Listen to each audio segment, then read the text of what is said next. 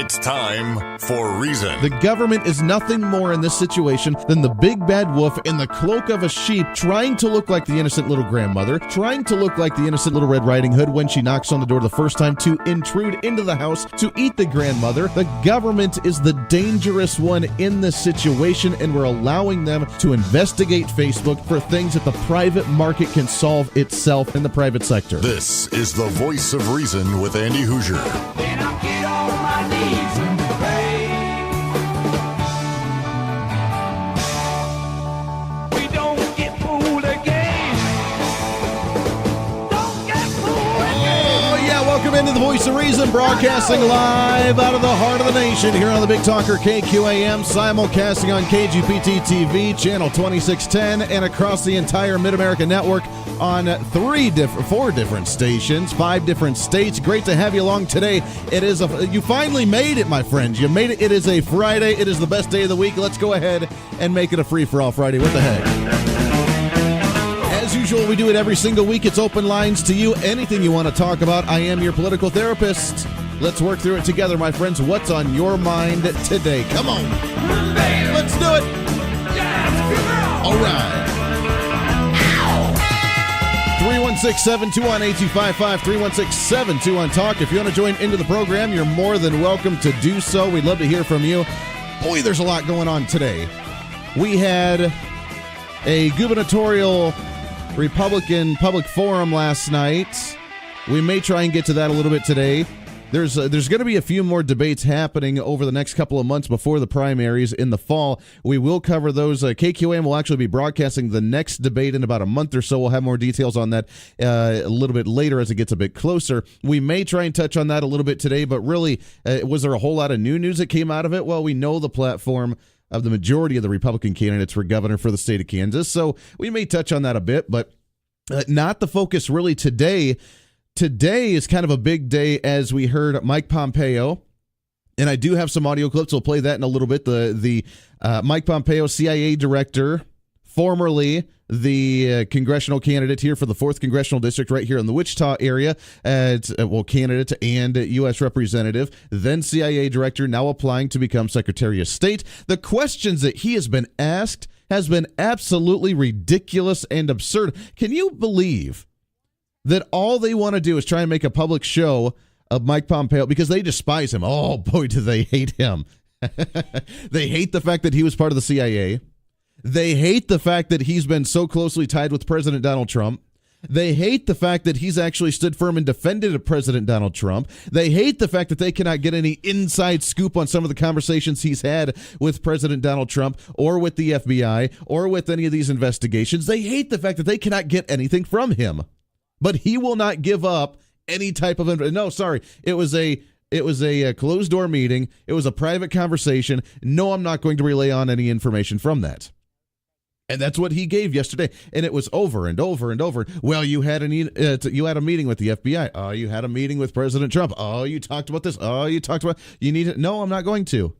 No, I'm not going to mention this. No, I'm not going to talk about that meeting. No, I'm not going to talk about that conversation. I'll talk about the platform of what we've done, what President Trump has believed in, what he's advocated for, and what we're going to continue to do. Let me tell you something.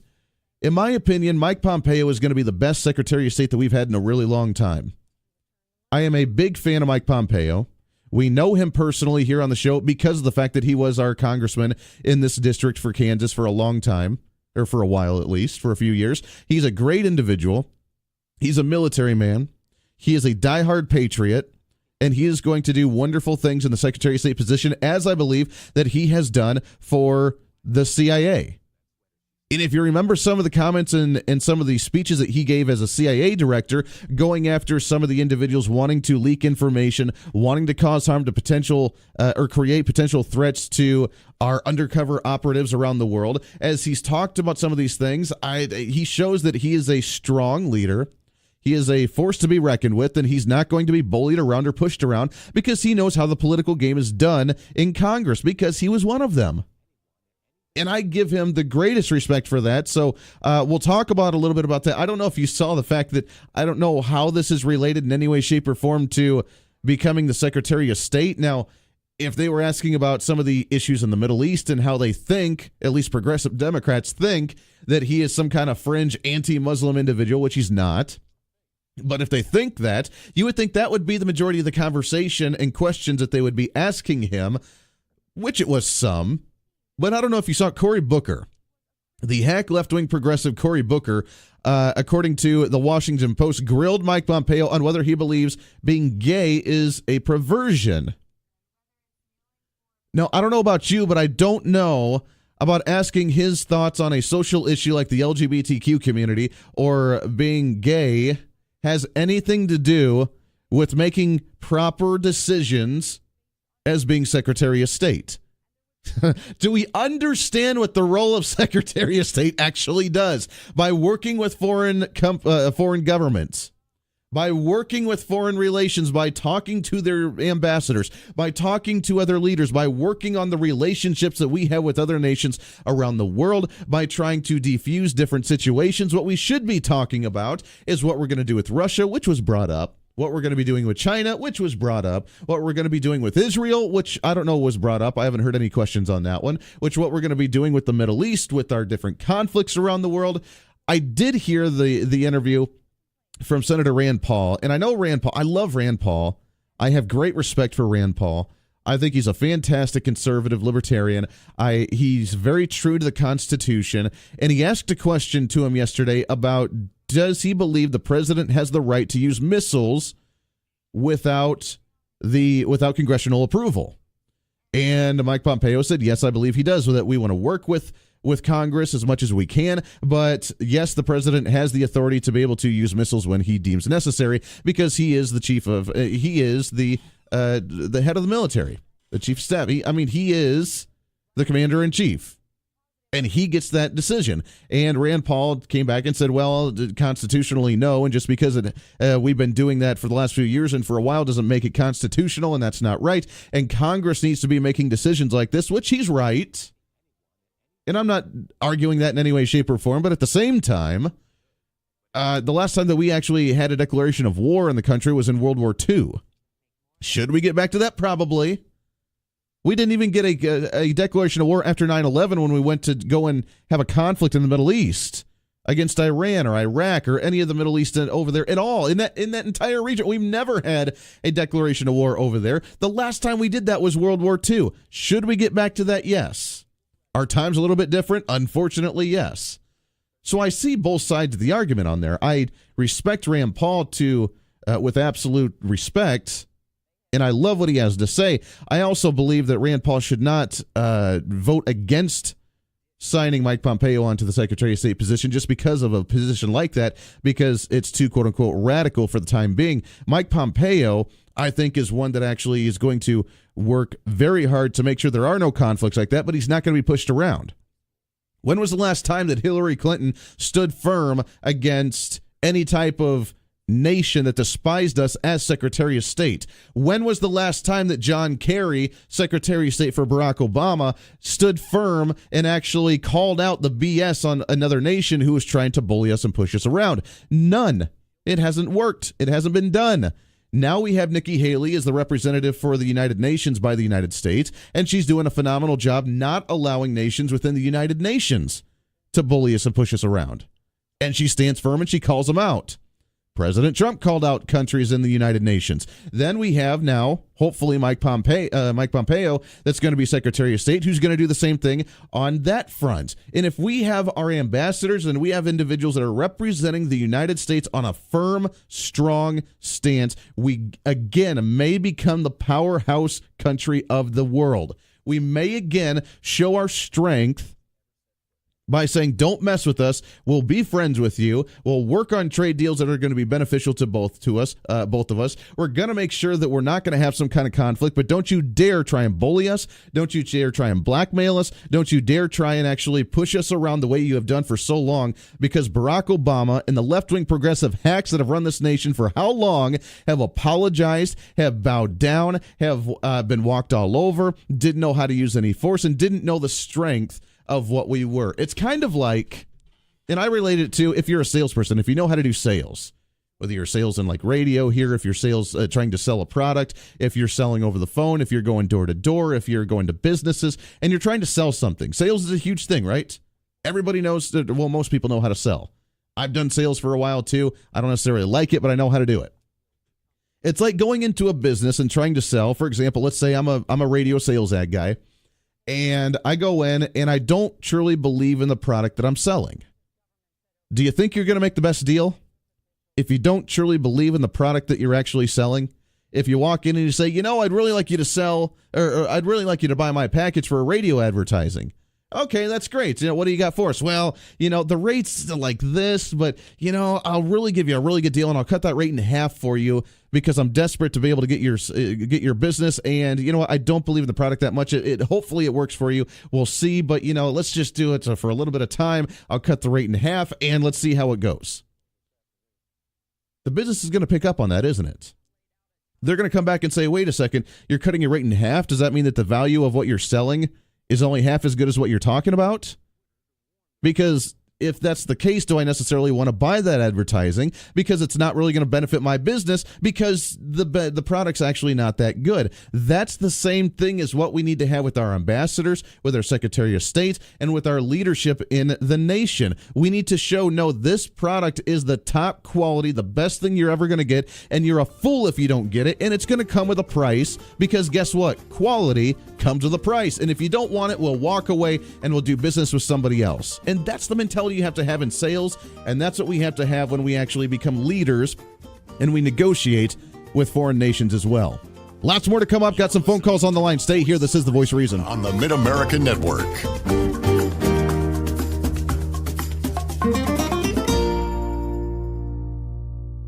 Waring Optometry at 21st and Tyler is now Waring and Fiegel Optometry. Dr. Waring and his staff are proudly welcoming Dr. Fiegel and his staff and family of patients to the Waring Optometry family. Two great practices with the emphasis on superior eye care and eyewear have become one. Waring and Fiegel Optometry, now accepting new patients, and as always providing the latest in fashion, including the new line of Oakley traditional and sunglass eyewear. Waring and Fiegel Optometry, 21st and Tyler.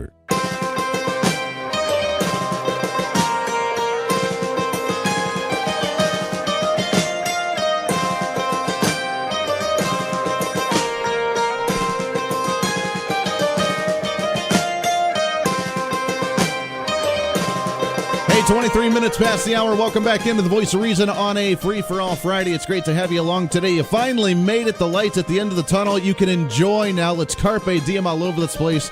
Make it a great day before we get to enjoy the shenanigans that prevail on a weekend. 316-721-8255, 316-721-TALK. The Facebook Live feed is up and rolling as well. You can check it out, facebook.com/1480 KQAM. Also, some big news coming up that we'll announce the next few days on our website, kqamradio.com. That website's working on, it's back up, but we have some more stuff to work on with it. I get to work on that. I've never been really a web guy or a web host kind of guy, but I'm figuring it out, and we'll have some really cool features on there, along with the Voice of Reason show page. Cool. As well with the weekly guest lineup and with podcasts on there and with everything. So it's going to be a really great website. Get ready for that. We'll have more information on it in just probably a few days. Probably by next week, we'll be ready to rock and roll with that one. With that said, let's go to the phones. Phones are lighting up. Your thoughts. Mike Pompeo being interviewed for the Secretary of State position, the leadership in this nation, and what it may look like with Pompeo as our new Secretary of State. Let's go to the phone tier line number one. Good morning. What's your name? My name is Eddie. Hey, Eddie. Good morning, sir. How are you? I'm fine. I think that one thing that this whole country doesn't realize is that we're still at war. Sure. We still have Americans. I met a lady. Actually, I was related to her, which I didn't realize I was, whose son was killed over there in Iraq about 10 years ago, and she's still suffering. And we're at war, but what I see with the Democrats is the fact that they would rather destroy this country. In other words, they want power so bad they'd rather destroy this country. Sure. And it is so sad because the deal of it is, the way I look at it, is if they're successful in destroying all of the freedom and et cetera like that, what do you think they will actually have to live in? Do you think they will actually have the freedom that they want? Absolutely not.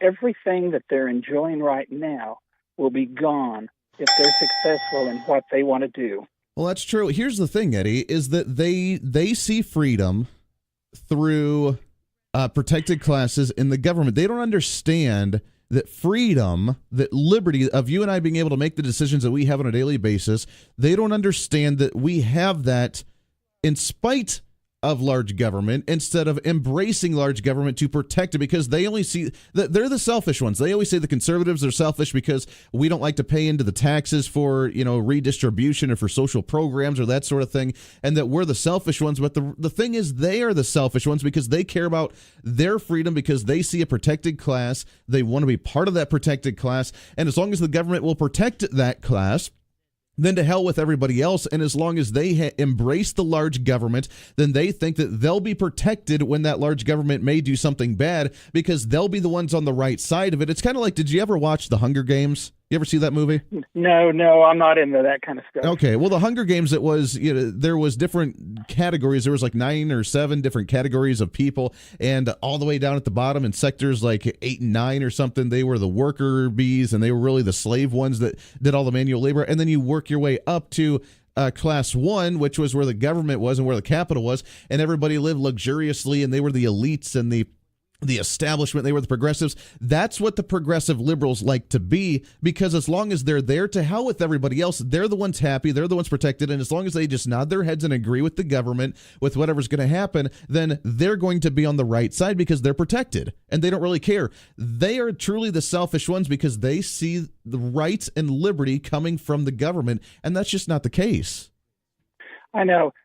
What is so sad that I see as far as the television networks, as far as love for this country, we have lost MSNBC, we have lost CNN, and we're in the process of losing the major networks except for Fox. Sure. In other words, in my world, this looks like they're so damn un-American, and they don't realize what they're losing. Well, they actually don't realize. They don't realize that they're losing liberty. They don't realize that they're losing the American identity, American traditionalism, American, just the greatness of what America is. Eddie, I appreciate it, my friend. I love it. Happy Friday to you. I want to sneak in another phone call here. We got about 2 minutes. Good morning. What's your name? This is Jim. Jim, how are you, sir? Oh, just doing fine. Good. Yeah, I got a couple of comments. One, just because Congress doesn't say the magic words, declare war, doesn't mean Congress hasn't declared war. For instance, in the first Gulf War, Congress voted, including Hillary Clinton, to authorize military expenditures and stuff. It's a war. We're still at war in Korea.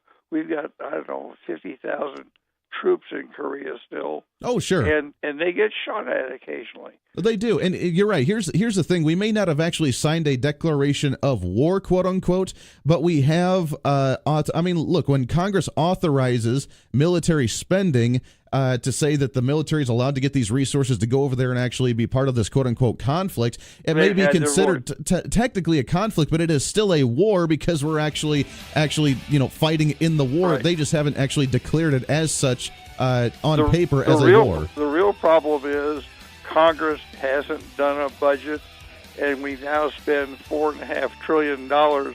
Back when Eisenhower was president, $88 billion ran the whole country. Sure. That's a great point. Jim, I appreciate it, my friend. We got to take a bottom of the hour break. Time goes way too fast here. Your thoughts and calls when we come back. Lots more. It's a free-for-all Friday, baby. Do you think Mike Pompeo is going to be a great leader as the Secretary of State? Maybe we can have some force again when we actually negotiate with foreign countries. This is The Voice of Reason. Stay here.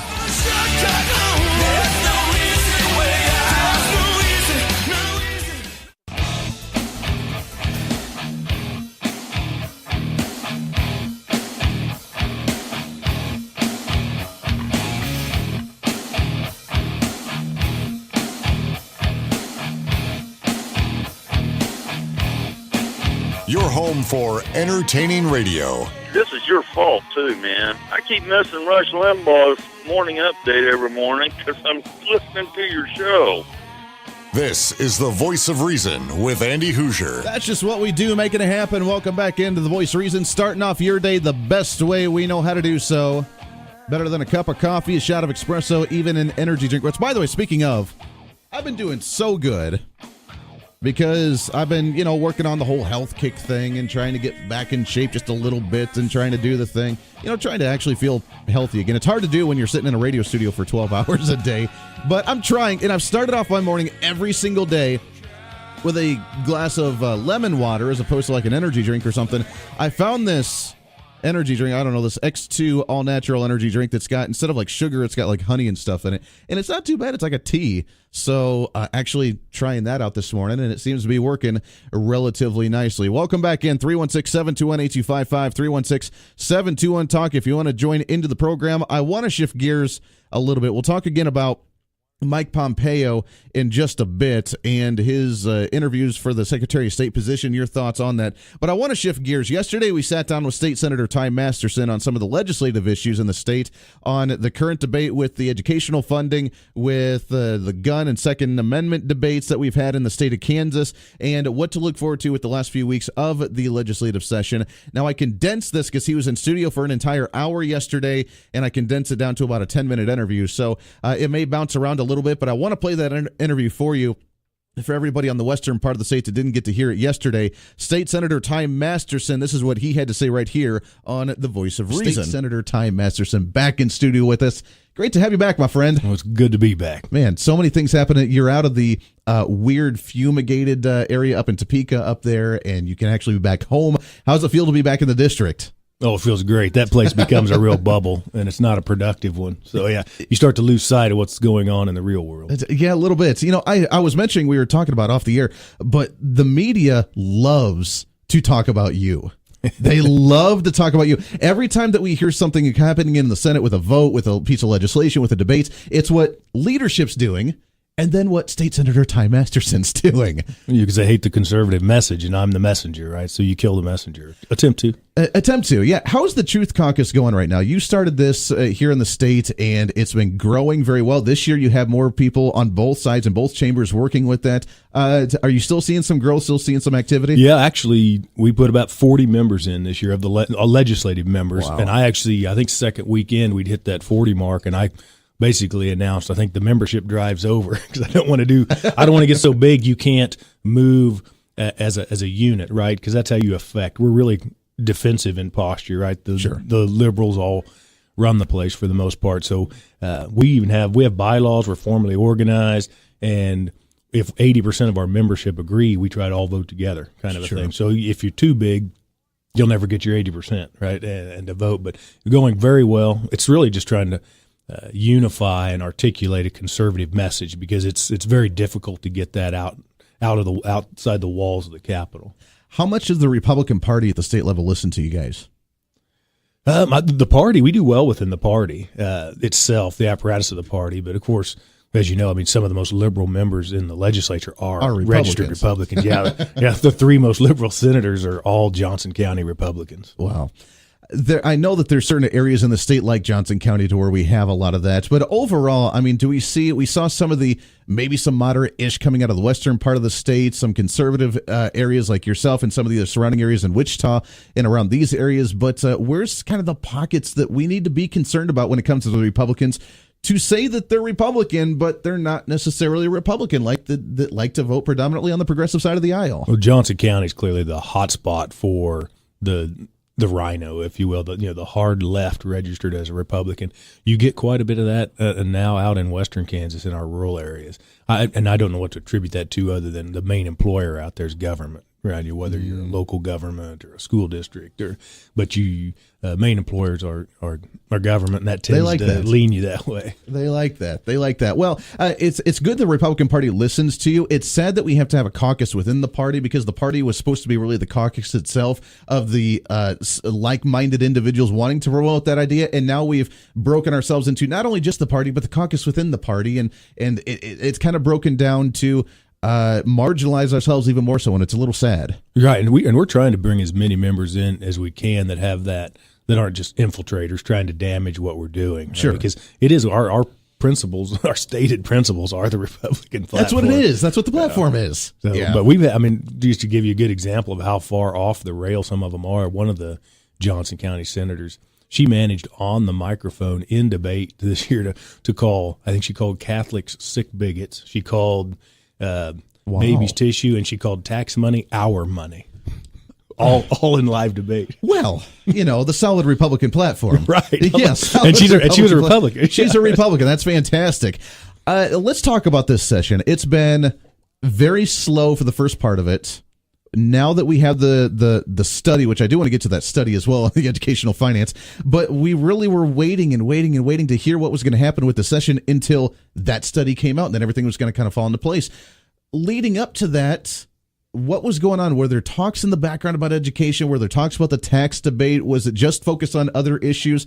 Your thoughts on how the session has gone so far leading up to the point of that research study coming out? There were a lot of behind the scenes activity up there, on different issues. And like for us, for example, Truth Caucus, we were trying to push forward matching tax policy. The federal government had their cuts, and so there's a little bit of a disconnect because they raised their standard deduction. Actually, we got that done in the Senate. Okay. With the Truth Caucus, we were able to get a tax reduction plan through the Senate that matched the standard deduction and gave you your deductions back on mortgage and medical and property tax. That some of that had been reduced. So that was positive. So that happened behind the scenes. But yeah, everybody was waiting for that study. Then it ended up being the cardinal sin of don't know the question before you ask the question. Although there's a lot of misconceptions even about that study, to tell you the truth. Well, talk about that study a little bit. When it came out, everybody was all gung-ho about doing it for the Republican side. The Democrats were saying, it's not going to be worth anything. It's going to be a bunch of junk, yada, yada, yada. Then the study came out, and now they're saying, this is fantastic. This goes right in line with the Supreme Court. And then we're starting to find all the mishaps in it to where there are certain districts that had the wrong number of guesstimated students that are actually enrolled in public education. They're saying that with the current funding, we should be close to 91, 92% graduation rate. And then we increase it to get like a 96% graduation rate. Which isn't achieved anywhere in the nation. In the nation. So what happened? What should we take away from this? Well, it's like main takeaway is, and there's been 50-some academic studies done nationwide, and without exception, it's academia. Without exception, no matter what state it was in, what the baseline was, where they started with, they always recommend more money. Sure. Right? That's the recommendation. But if you really drill into that study, it's that aspiration, if you will, of this unachievable 95% that created that top-line number. But that's what the left all push at. Sure. If you dig into that study and create just an aspiration to be the best in the nation, which is Iowa at 91, it would indicate we're already adequately funded.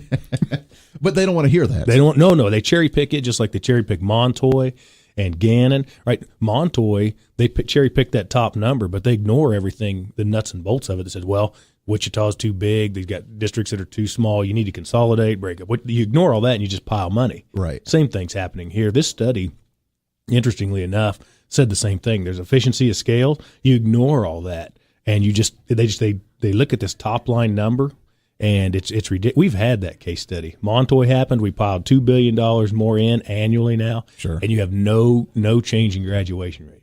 None at all. And now they're saying, well, now you put $2 billion more in, you'll get a change. We can start doing that. Yeah. Right.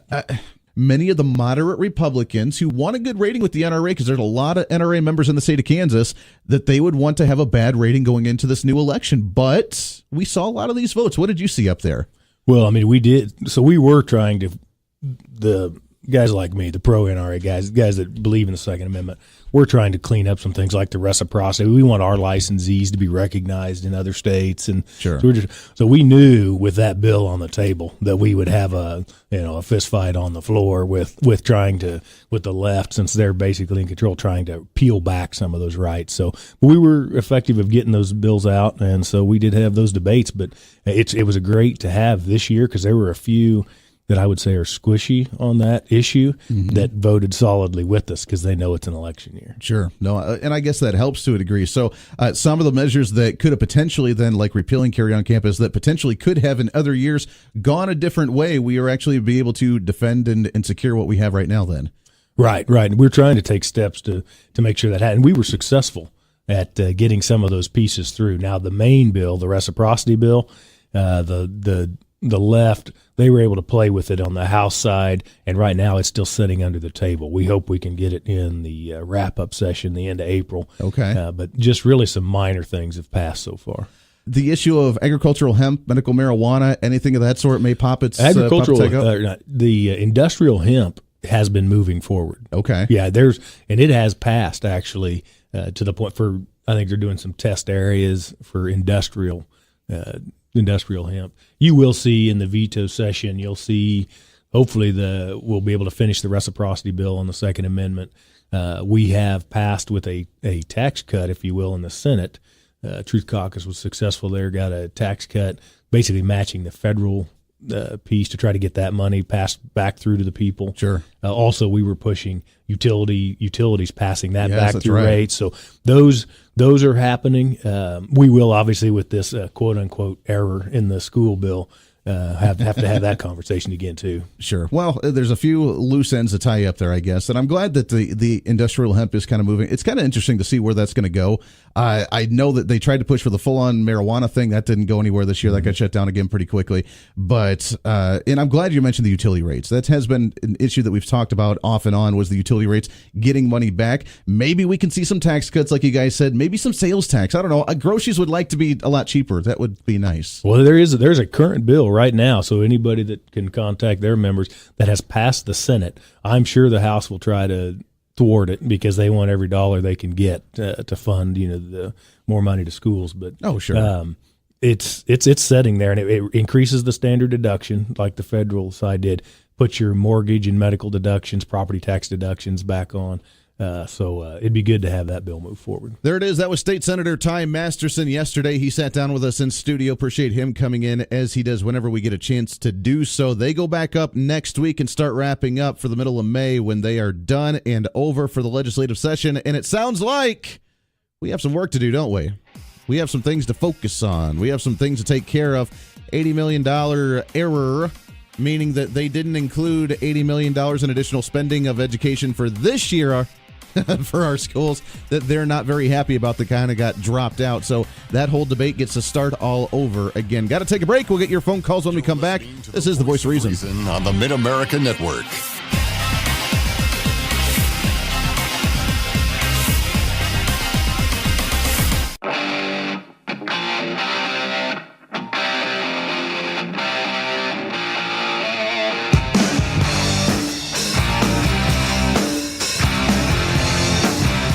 What up? Welcome back into The Voice of Reason, wrapping up hour number 1 already. Where the time's gone, I have no idea, because we just have way too much fun here on the program. Appreciate you hanging out with us today, starting off your Friday.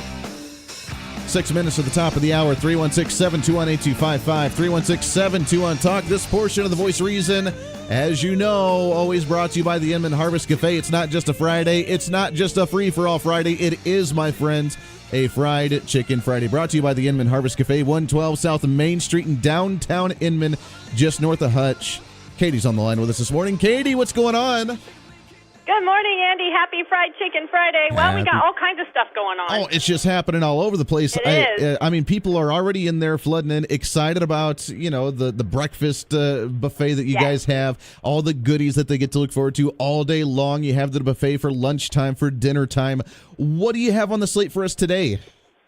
Today we're having a couple of things that we've had before, but we haven't had for quite a while. So one of them is called Fireman's Chicken Casserole. Ooh. And I don't know why it's called Fireman's because it's not like, you'd think maybe it's spicy or it's red. I don't know, but it's not either one of those things. No, it's probably because like those firefighter guys that make the calendars probably came in and they're like, yeah, this is really good. Yeah, we like this. Yeah, I'm going to be picturing that now. So, okay. So basically it's a spaghetti and it's got chicken in it and it's got a chicken broth sauce with cheese. And then it's got red peppers and, not spicy red peppers, but red bell peppers and green bell peppers and onions in it. And it's a cheesy, delicious chicken casserole. And maybe they call it Fireman's Chicken Casserole because they make it in firehouses? I don't know. I don't know. I'm sticking with the calendar guys, though. Okay, I'm going to be thinking about those calendar guys while I'm making this Friday. That'll help you get through a Friday there with how crazy it gets. There you go. Exactly. So, yeah. Fantastic. No, happily married. Okay. See, then there you go. We're gonna have also a stuffed cabbage casserole, and that's got ground beef, rice, shredded cabbage, and then onions, and we mix all that together with a tomato-based sauce. And then, of course, because you can't, like the pure definition of a casserole is cheese. So, well, of course, like we're gonna throw some cheese on that. So, of course. So those are the two things that we're for sure gonna have for lunch and dinner, and then in the evening we'll have our famous roast beef out there as well, besides the fried chicken. That I have to mention, we don't talk nearly enough about, that it is made. The fried chicken is from scratch fried chicken with our own homemade coater. We hand bread it, fry it. It's amazing. Is it like a secret recipe that with the breading and what you guys do with that? Yeah, it's a secret recipe. I don't even know what it is. So, I love it. Yeah. Fantastic. Only Nick knows. Exactly. Only Nick knows. He's the one that can make that happen. That's right. That's right. You have the buffet from 11 to 1 today for lunchtime. You have the big buffet from 5 to 8 o'clock tonight to wrap up the day. And with that 5 to 8 o'clock, that evening buffet tonight, you also get that free slice of pie. You always snag it as soon as you walk in the door so you don't lose out on it. What kind of pies do you have on slate today? Today we've got coconut cream. We've got chocolate, cherry. There's rhubarb. There's blueberry, and then there's lemon meringue, and then banana splits out there too. So lots of different choices, and we'll probably be making a couple different ones besides that this afternoon. Well, you always got to have the surprise to be able to slip out there. I know. Well, you never know what we're going to do back here. It kind of depends on how the day goes. Hey, well, that's good. Yeah. I love it. You guys are going to have a fun day today. I know that everybody's already excited. You're seeing the doors flood open right now with breakfast now, aren't you? Oh, yeah, there's lots of people here already. That's why I can't go out there and look and see what the pie list is. I'm cooking. That's right. Yeah. Oh, it's going to be great. It's the Inman Harvest Cafe. It's the Fried Chicken Friday. No matter what you want, it's on the table for you today. Get there, enjoy it, and wheelbarrows to wheel you out are sold separately outside the cafe. Right. That's right. That's right. Inman Harvest Cafe, 620-585-6925. You can visit them at 112 South Main Street in downtown Inman. Katie, you guys enjoy. We'll check in with you here in a couple hours. Thanks, Andy. We'll talk to you later. Always a great time there, brought to you by the Inman Harvest Cafe. We love chatting with those guys on a Friday, making you hungry first thing in the morning to start off your day. I want to get up there and try the waffle and the fried chicken. One of these days, I've never done that. I've heard that it's great, that people like enjoying that, waffles and fried chicken. I don't know. Have to give that one a shot. 316-721-8255. We have some calls on the line that's been waiting for a while. I promise. Hang tight. We'll get to you as soon as we come back in hour number 2, because we're out of time in hour number 1 already. Everybody on the western part of the state and beyond, everybody have a great weekend there. If you're here in the Wichita area, hang tight. Hour number 2 and 3 is coming up. We have a heck of a show for you. When we come back, if you've heard, the Sedgwick County District Attorney made the comment about the police officer with the shooting for the swatting incident with Andrew Finch. That one probably not coming very lightly for some individuals. We'll talk about that when we come back, and your phone calls as well. This is your show. It's the Voice of Reason. Hour number 2 coming up. Stay here. Speak.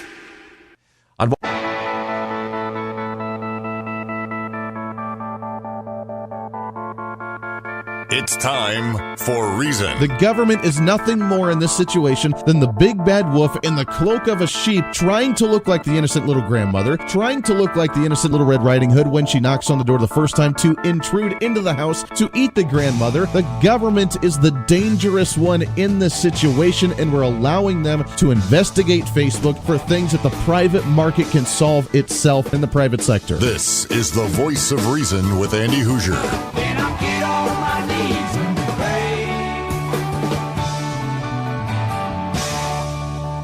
We don't get fooled again. Don't get fooled again. Hey, that's what I'm talking about. Welcome into the Voice of Reason, hour number 2 of the Voice of Reason, broadcasting live out of the heart of the nation here in Wichita, Kansas on the Big Talker. 1480 on the AM side, 102.5 on the FM side, KQAM simulcasting on the local cable channel 2610 KGPT TV. Welcome aboard. It is a Friday. You finally made it. The light is finally here at the end of the tunnel. You worked through it, my friends, and now we can enjoy and flourish. It's a free-for-all Friday. We We do it every single week. It's whatever's on your mind, bothering you, troubling you, does not matter. Something we've talked about, not talked about. Let's talk about it. It's a free-for-all. Let's make it happen. All right. 316-721-8255. 316-721-TALK. If you want to join into the program, I'd love to hear from you today. What's happening? You shoot me a message all over social media. Facebook Live's up and running. Facebook.com/1480KQAM. The Twitter at Hoosier Reason.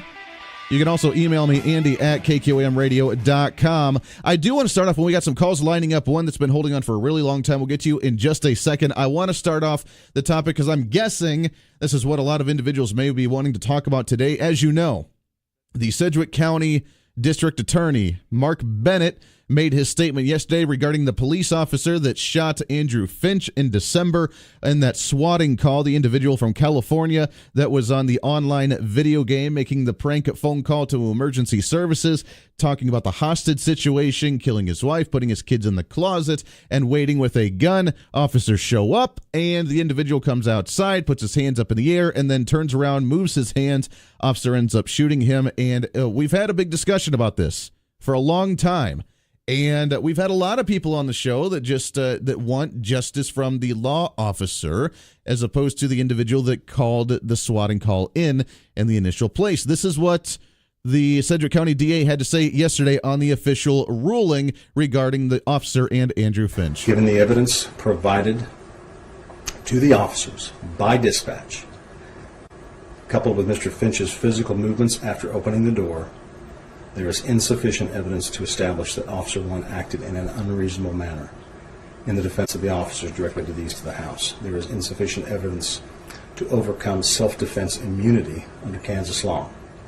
So under Kansas law and the facts of this case, I conclude that no charges will be filed against the officer for the death of Andrew Finch.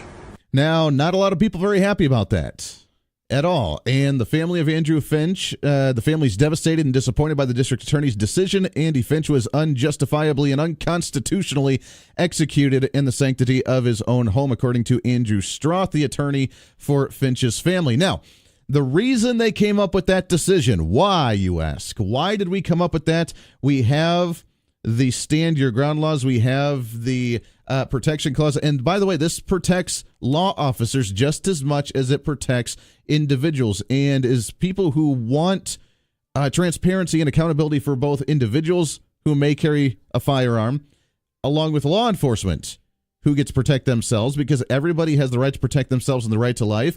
Then it's both ways. So the law itself, when we really think about it, is the best way that we can have it. The problem is that individuals that want to come down on law enforcement have a harder time trying to justify the fact that the law enforcement acted unreasonably in these times. Here's a description of what happened. Officers described seeing Mr. Finch lower his hands, reach for his waistband. One officer believed he was reaching for his waistband to raise his pants up, hike up his pants, reach behind his body, and then also reach behind his body with what appeared to be his right hand. The Axon body camera is worn by the sergeant at the scene, and his vantage point, his camera is what's been released already. You'll see that. You've seen that, rather. And then another officer who was also on the north side of the street confirmed that Mr. Finch did raise his hands, and it appeared to turn his body. So if he's facing north, he would have been turning to the east, at which time his right arm was not visible, and then it appears that his right arm does come up directly in front of his body. So the description of what happened and the body cam. Now, I've not seen the body cam. I don't know if it's released to the public yet, but it has been released by officer number 1 who did do the shooting, and that led to the decision from the DA on what happened here. It was the fact that it was dark. The individual put his hands up in the air around shoulder height, and then while he was still being told to not move, have his hands up in the air, ended up moving his right hand to the direction of his waist. One of the other officers, according to this, said that he looked like he was trying to pull up his pants. Lesson number 1: pull up your damn pants. Don't have them sagging. But it looked like he went towards his waist. One officer at a different angle thought that he was pulling up his pants. Another one thought he was reaching for the door. And the officer that ended up shooting was the one at a different angle that looked like he was going towards his waist, where normal people would actually have a firearm being held if they ended up having a firearm. And I've made the same case over and over and over under this situation to where it's unfortunate what happened. It's heartbreaking what happened to Andrew Finch. The fact of the matter is, though, is that we cannot, in my opinion, come down on the law enforcement officer who has a duty to protect himself and protect the surrounding individuals. And when they react in that sense because they look like they're going after a firearm, then he acted appropriately. It's sad. It's unfortunate, but that's the reality of. And in my opinion, and I know this may be unpopular for some, but in my opinion, the DA's right on this decision. The DA's right on this decision. Let's get your thoughts on this. 316-721-8255. Do you agree with the decision from the department, from the district attorney for Sedgwick County? Do you not agree with it, and why on this position? Let's go to the phone tier line number 1. Good morning. What's your name? Scott. Scott, what's going on, sir? Well, I'll tell you what. I told you before that they weren't going to charge the cop because this is a police state. Now, in a police state, they have the right to shoot you for any reason. And the media... Wait a minute. I'm not saying... Give me a second. The media can cover it up for you because you can't tell me that a journalist who can find out all the stuff about Donald Trump can't find the name of a cop and put it out there. That tells me that the media is part of a propaganda program with the police state. Well, hold on. That's just not true, though. I mean, they don't release the names right now because it's still under investigation. So it's like Donald Trump's tax returns. They're not going to release the tax returns while he's under an audit. During the investigation, they can't release that kind of information. Once it's all said and done, they'll release the names. You know about as much as the officer as I know. But they're never going to release it. But Scott, it's not a police state. They can't just shoot you for any unjustifiable reason. And they talked about what the rule says and what the laws say in Kansas. And I want you to listen to this. Stay on the line. I want you to listen to this on what their reasoning was when it comes to the laws in the state of Kansas that protect both individuals and law enforcement. Here's what he had to say yesterday. Under Kansas statutes, it's 2152-22B, a person may employ deadly force when the person reasonably believes that deadly force is necessary to prevent imminent risk of great bodily harm to another. Under 2152-23, a person may employ deadly force to terminate an attack on any dwelling when the person reasonably believes deadly force is necessary to prevent death or great bodily harm to another person. Again, going back to the stand your ground laws, since 2011, under Kansas law, one who acts in defense of himself or to protect a third party is immune from prosecution. That's 2152-31, meaning a person may not be charged or prosecuted, subsequently sued actually under the statute, unless the state can establish that the person was not acting reasonably under the circumstances. Now, we talk about, Scott, of the fact that we want laws to be the same for law enforcement as we do for individuals, and that's the case in this situation. Under the stand your ground laws, that if you defend yourself, if there's an imminent danger that you feel that may be happening, and you take matters into your hand and you fire that weapon and discharge it to end up stopping that, of what you feel is maybe potentially dangerous, whether an individual privately or under law enforcement, that you are immune to prosecution here, and the state or whoever's coming after you needs to have undeniable proof that you acted outside of those terms. Under this situation where it was dark and the hands were going down to his waist and the law enforcement officer was going under the presumption that there was a hostage situation and that he had a firearm and that he was extremely dangerous and that he had already killed his wife, and he saw the hand go down to his waist, there was probable cause of thinking that there was going to be a firearm in the situation, shot him, and now he's under that protection of the stand your ground laws, the same as if it would have been turned the other way and a private individual would have used the firearm in that same situation.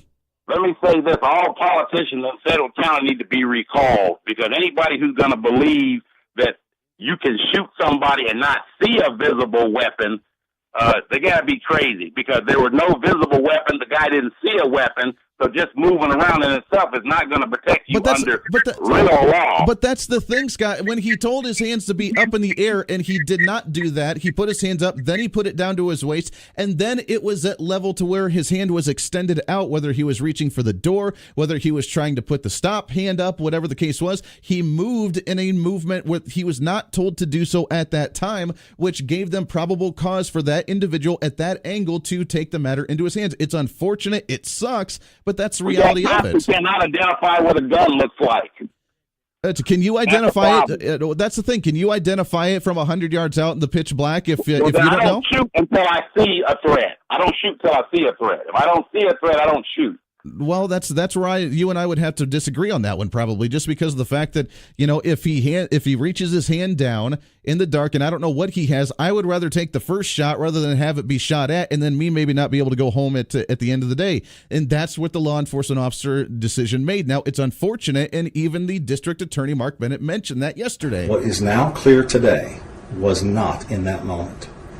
The call was a hoax, ostensibly intended to draw a law enforcement presence to the residence. None of the officers on the scene in that moment knew this. Nobody knew that. They knew it was going to be a severe threat.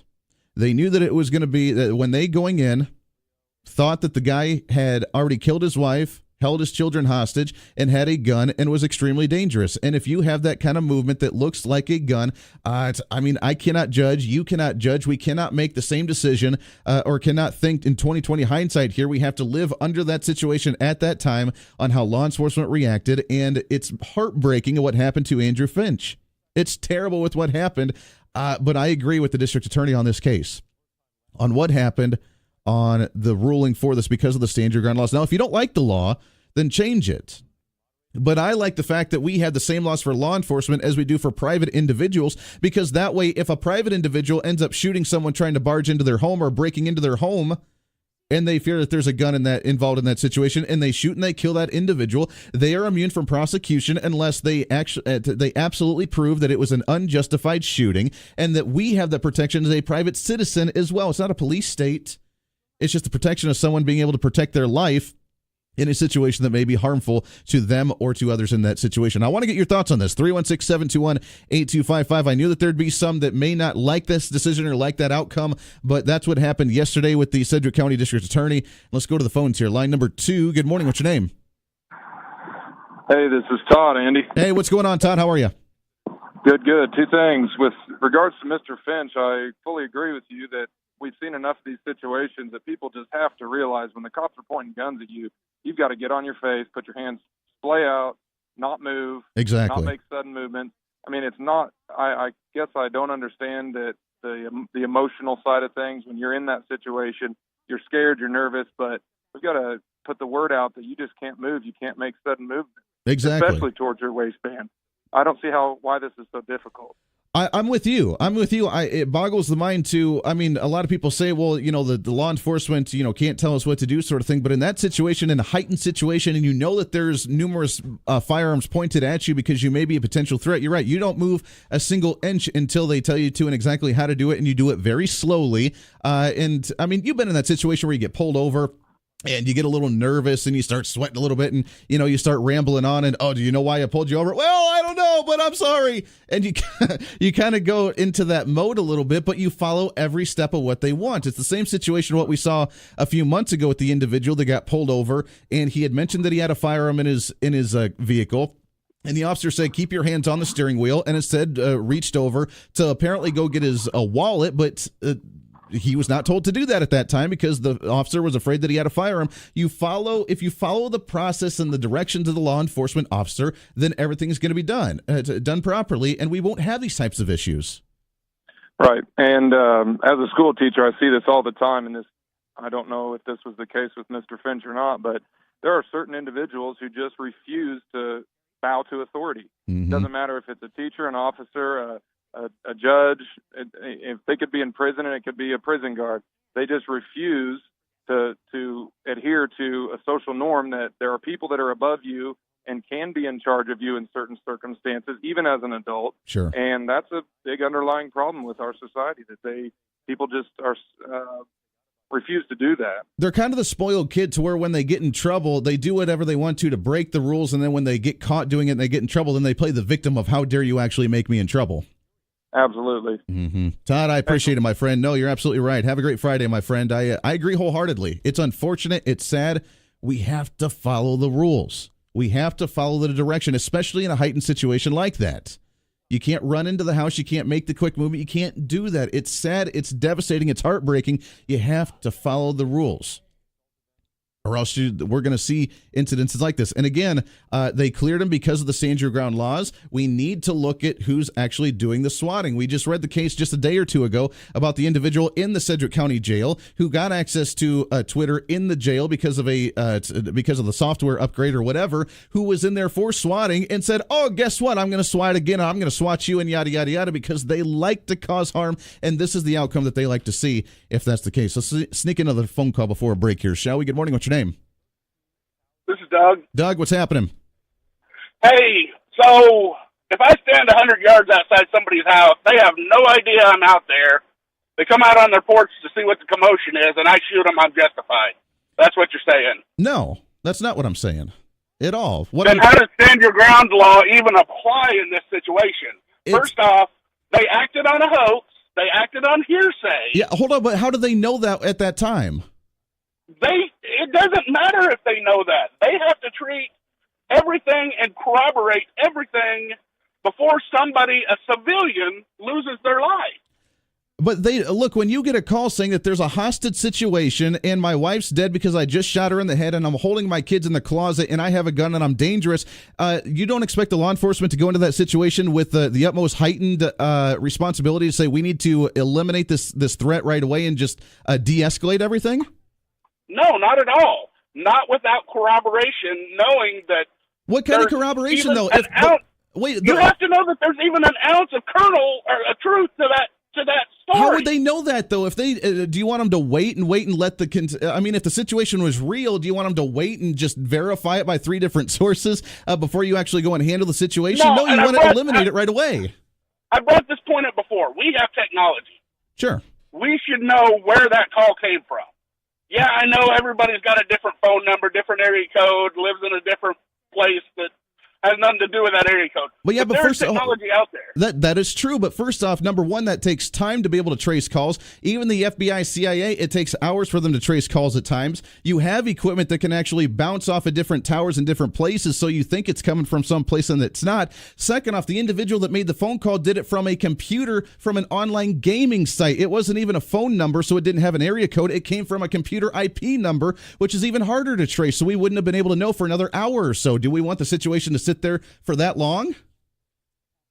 I say yeah, because otherwise you get what you got. A guy lost his life. At the very least, the cop that pulled the trigger should never be a cop again.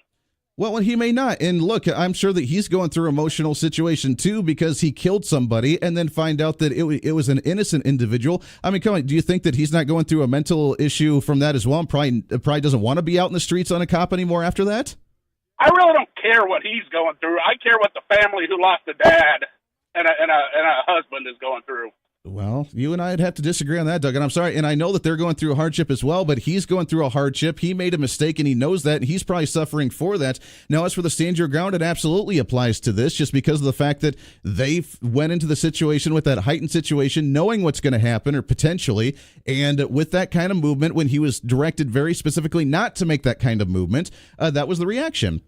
Now, at different angles and at different distances away, other cops said that they thought he was doing something different, from pulling up his pants to reaching for the screen door to doing whatever. But the officer at that angle saw that. And unfortunately, that was the response of it. Got some more calls on the line. Stay here. I love the call, and I appreciate it, Doug. We just disagree on this one. And you're right. I mean, the family is going through a hardship, and we pray for them. And you can't bring him back. At the same time, we need to look at what happened here, and we can't just go after the cops for the sake of going after them. We have to realize, to be in that situation, I would not allow a hostage situation or some type of violent action to be sitting there for hours on end until we verify from 3 different sources of what's really going on. The duty of law enforcement is to stop the threat from happening as quickly as possible. And if you want someone to be in a hostage situation, potentially for hours on end, just to make sure it's really happening, then that's putting more people at danger. And if it was happening, what would have happened to those children? And then what kind of situation would we be in? I'm not okay with that kind of situation. I appreciate the phone call, Doug, though. Let's take a break here. 27 minutes past the hour. This is The Voice of Reason. This is The Voice of Reason with Andy Hoosier on the Big Talker, KQAM.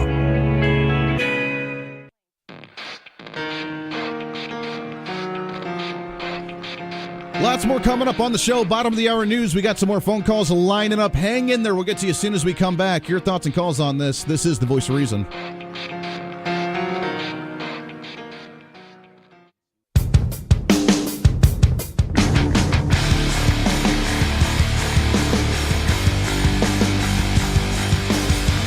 Patriotism is alive and well.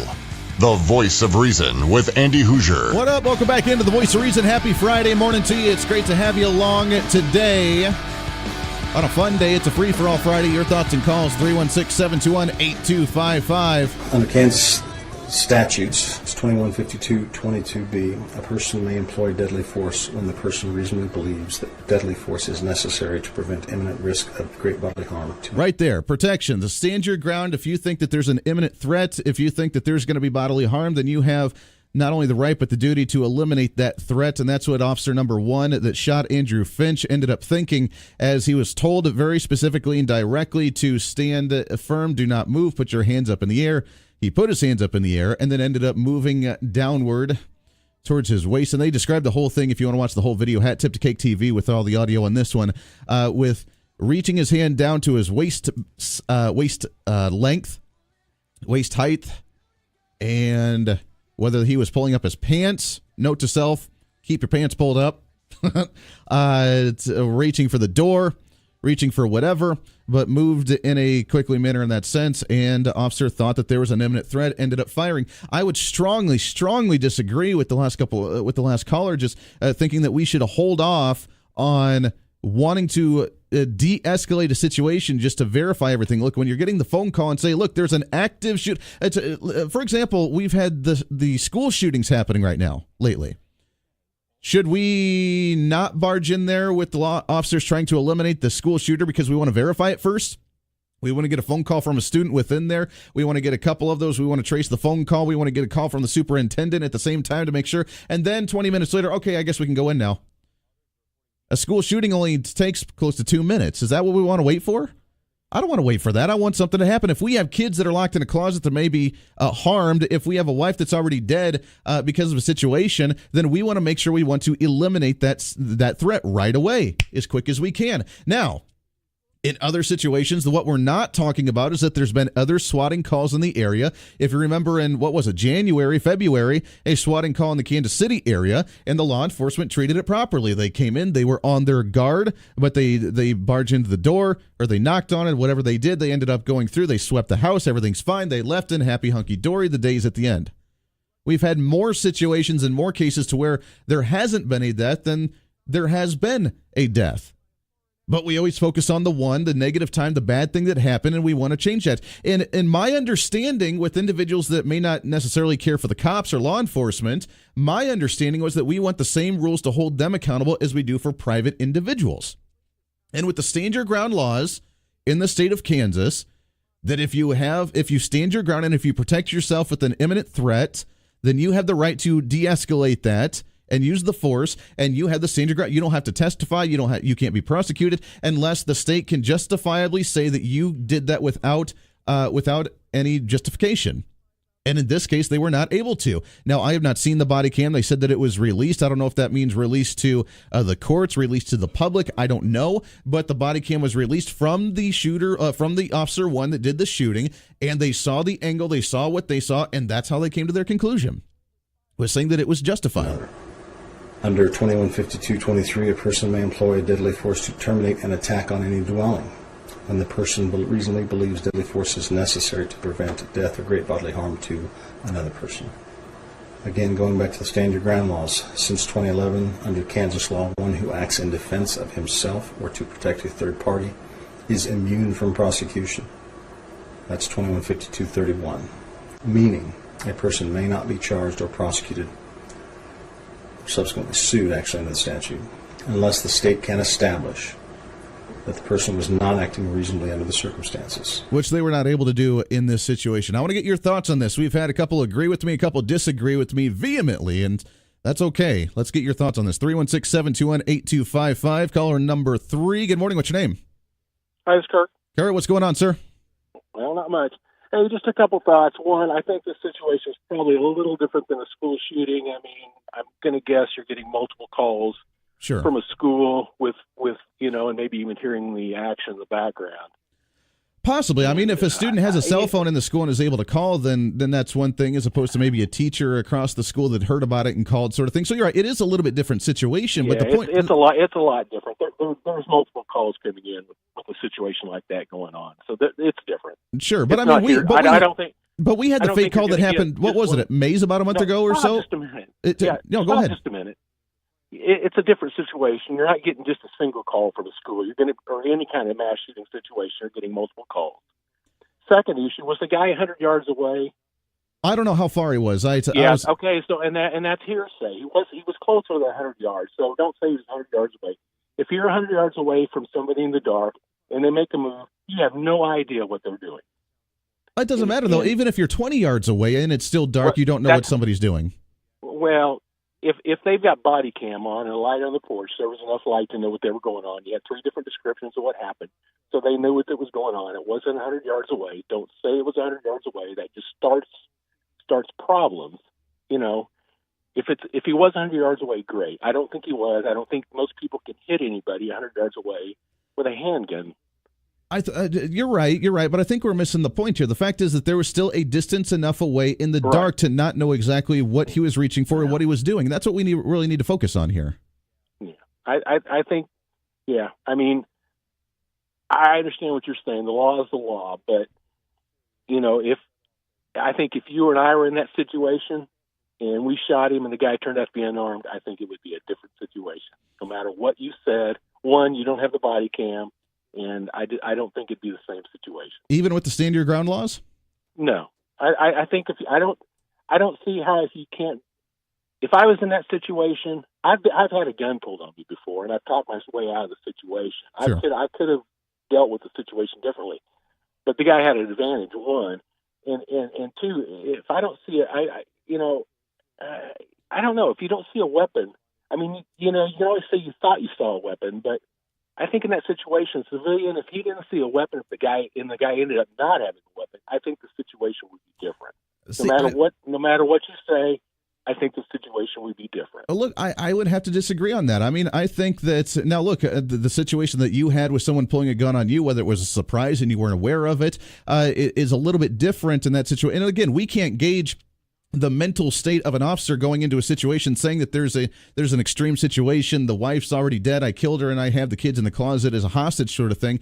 I mean, it's that situation going into it knowing that there could potentially be a gun drawn on you at any time is different than one being surprised drawn on you during out in public or in the car, wherever it may be, wherever you were at that time. And it's kind of a surprise like, oh, now I need to de-escalate it by talking because maybe I don't have a firearm, whatever the case is.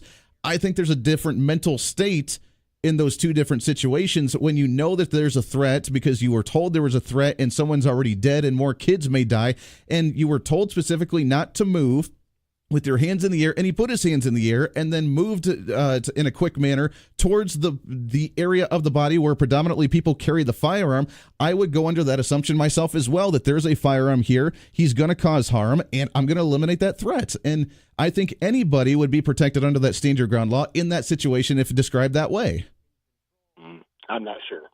Well, I agree. I appreciate the call very much so. And you bring up a good point. You're right. I don't want to gauge the distance there or gauge the details of what happened that night because I don't know. You don't know and I don't know. As a generalization, I was using that. And you're right. It is a different situation between a school shooting and a shooting like this. And I don't want to do those comparisons. If you remember about a month or so ago, Mays High School, I believe it was, got that false call about an active shooter and police swarmed over there. Now, luckily, no one was harmed, and they searched the school, and they did the whole thing, and that was a prank call. But there was a prank call about an active school shooter, even in the Wichita area here. And luckily, no one was harmed in that. But yes, police came to the ground in preparation of an active shooter because that's their duty and that's their job. And they stormed the school, and they did that. Now, if we would use that same situation, say, now, wait a second, we don't know whether it's real or not. We're not going to send anybody out there, or we're going to stand outside the school until we get 3 more calls verifying this, then the shooting's going to be done already. And that's the kind of situation we don't want to have. Waiting to verify that type of situation is extremely dangerous because how many more people's lives could potentially be in danger? But we've had prank calls to school shootings because we just had, I believe, what was it, Mays or somebody around here? We just had one recently. And they showed up and they did their job. And luckily that wasn't the case, and that wasn't an active shooter, and they de-escalated that situation relatively quickly. But I appreciate the call. Good points. Let's go back to the phones here, shall we? Good morning. What's your name? Nate. Nate, what's going on? Hey, just wanted to give my thoughts on a few of these things, and one of them is a lot of these people who are calling in obviously don't have any understanding of tactical situations and the way things break down. It's very difficult when you're under pressure. You're seeing things happen. You don't know what's exactly going on, much like you've mentioned. But there's so much that's very warped, and especially in the dark in a situation like this, that's hard to discern. And they also overestimate the amount of training that police actually do get and what all it covers.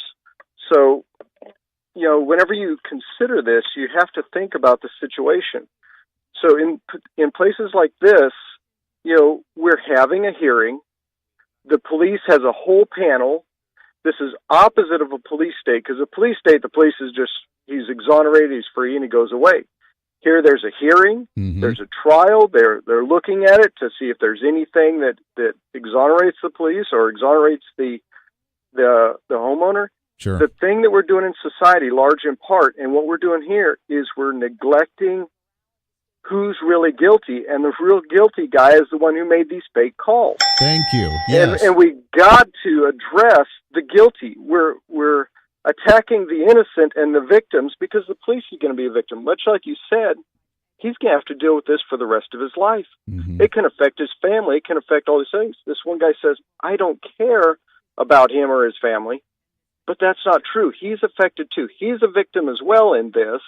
Absolutely. The one who's the guilty guy is, I don't know if it's the same guy, but this other guy who's in jail going, yeah, I'm going to do it again. Yeah, well, it's not the same guy. The guy that did this one's in California, and there's different laws in California to where right now that's not prosecuted. This is a different swatting guy that was here in the Sedgwick County jail that apparently made some calls and is in jail and made those tweets. But you're absolutely right. We continue to miss the boat on the we always like to do it at the surface level of what we need to attack and what we want to fix when we don't look at the deeper issues or peel away the layers of the onion to realize what's going on. The fact is, we have individuals in society wanting to cause harm, wanting to make an example of police officers, wanting to distract them by doing stupid things, by making prank calls like swatting, and someone ended up getting harmed by that. The officer probably is going to have PTSD, probably not going to be on the workforce on the force for much longer because of the emotional distress that he shot somebody that was unarmed, and he has to live with that the rest of his life. The swatter, we're not even talking about what we need to do to punish that individual for causing that situation in the first place, that I think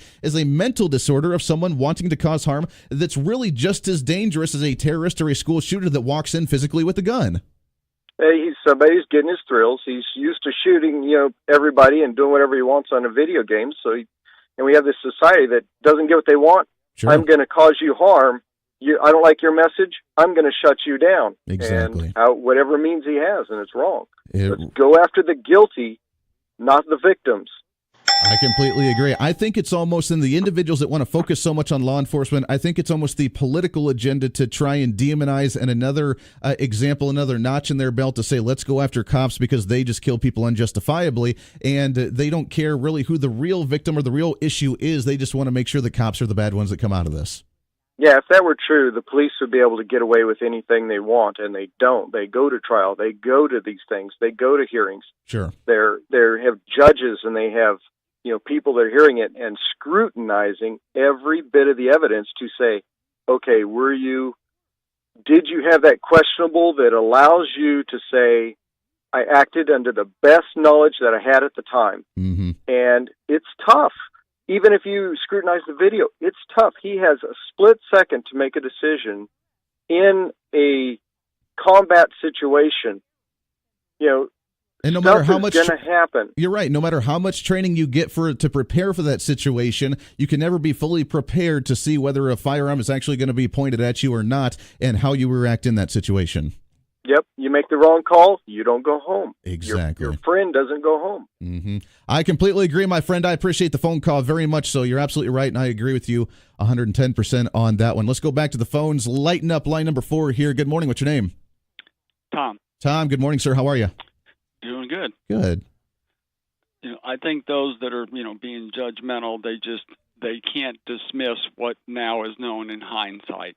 Mm-hmm. Can we really make that judgment? What we know now, can we really try and put ourselves mentally in that situation of not knowing at that time, as opposed to having that 20/20 hindsight? Exactly. And I think those who are accusing the officer are, they can't dismiss that from their mind because they know that now. But, at the time that it happened, they may have behaved exactly the same way. It's unfortunate. I mean, it's a heartbreaking situation. We pray for the family of the Finches. We don't want anything like that to ever happen again. We need to remember that there's been many other swatting incidences that didn't lead to something like this, even though it was attempted.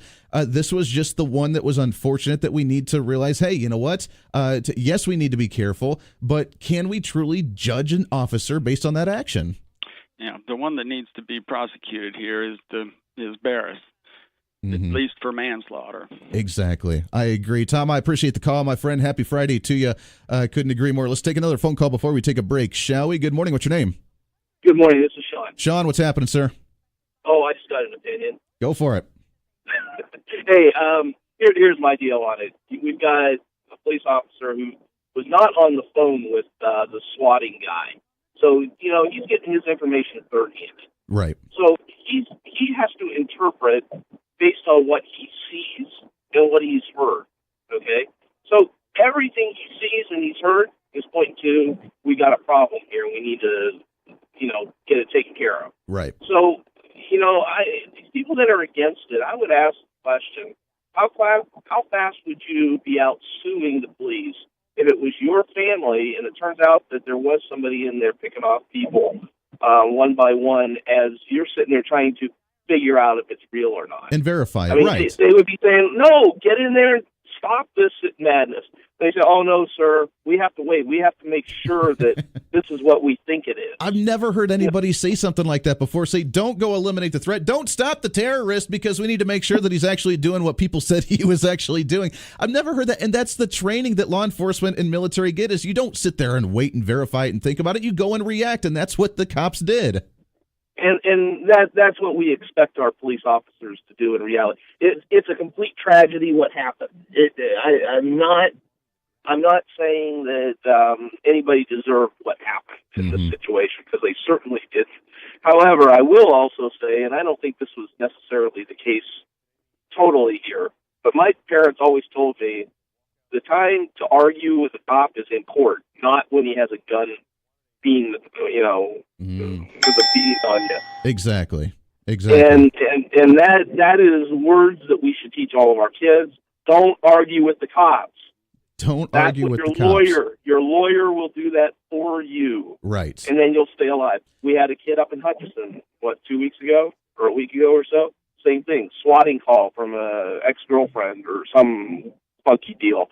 But, he followed what the cops told him to do, which was get your hands up in the air. His complaint was there were too many people telling me what to do, and I wasn't sure which one to listen to. Sure. But you know what?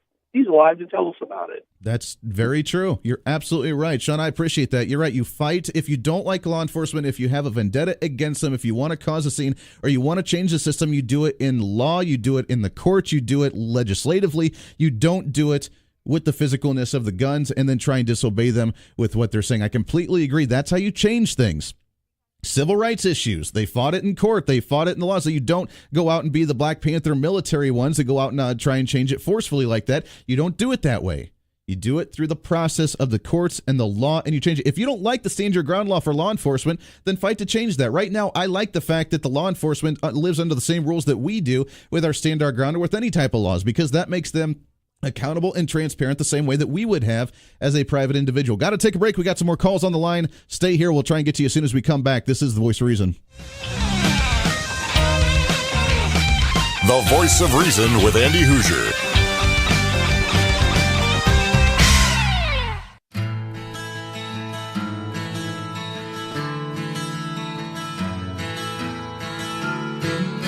Welcome back into The Voice of Reason. Running out of time for hour number 2. Got some more calls lining up. We'll continue this when we come back. It is a free-for-all, so you can talk about really anything that you want to. Kind of the hot issue of the day, of course, is the Sedgwick County District Attorney Mark Bennett making the statement that the police officer will not be charged in the shooting of Andrew Finch with the swatting incident. We'll play more of those clips again when we come back. We'll get your phone calls as well. I moved our 8 o'clock guest so we can continue this. If you'd like to talk about it, your thoughts and calls on this or anything else as well. But we'll keep it open to you for hour number 3. As always, this is your show. It's time to speak up, speak out, speak loud, speak proud, speak the truth, and always speak some reason, my friends. Stay on the line if you're on the phones here. We'll get to you as soon as we come back to kick off hour number 3. Stay here. Don't go anywhere. We'll open up third hour with your phone calls. This is the Voice of Reason.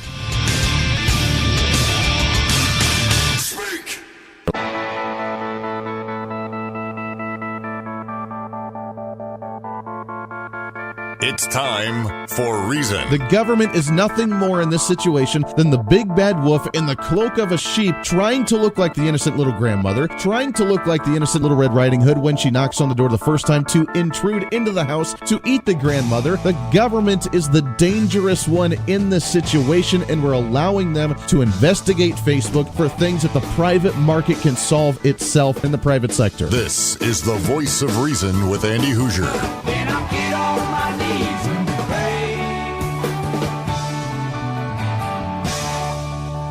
We don't get fooled again. Don't get fooled again. That's what I'm talking about. Welcome into the Voice of Reason, broadcasting live out of the heart of the nation here on the Big Talker, 1480 on the AM side, 102.5 on the FM side, KQAM, simulcasting on KGPT TV, channel 2610. Welcome aboard. It's great to have you along today on a Friday. What the heck? Let's make it a free-for-all Friday. As usual, it's open lines to you. Anything bothering you, troubling you, it does not matter. We'd love to hear from you. Something we've talked about, maybe not talked about. It's a free-for-all. Let's have some fun today. Hey, let's do it. Yes, all right.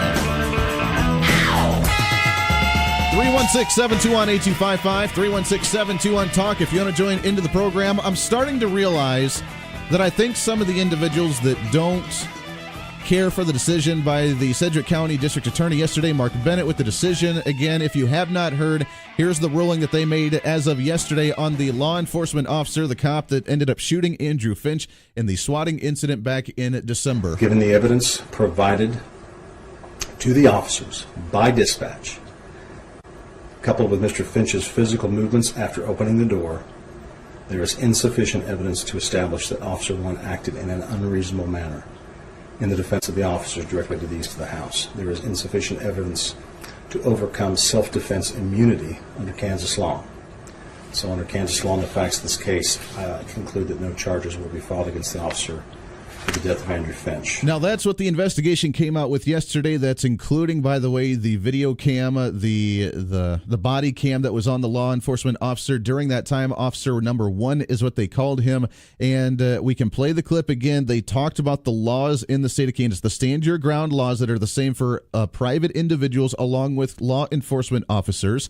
And to the cops that are involved in this, and the stand your ground law says that if you have justifiable reason that there is harm, there is a threat, there is a danger with a weapon, then you can eliminate that threat and you are not persecuted. You are immune to prosecution unless they can verifiably prove that you did that unjustifiably.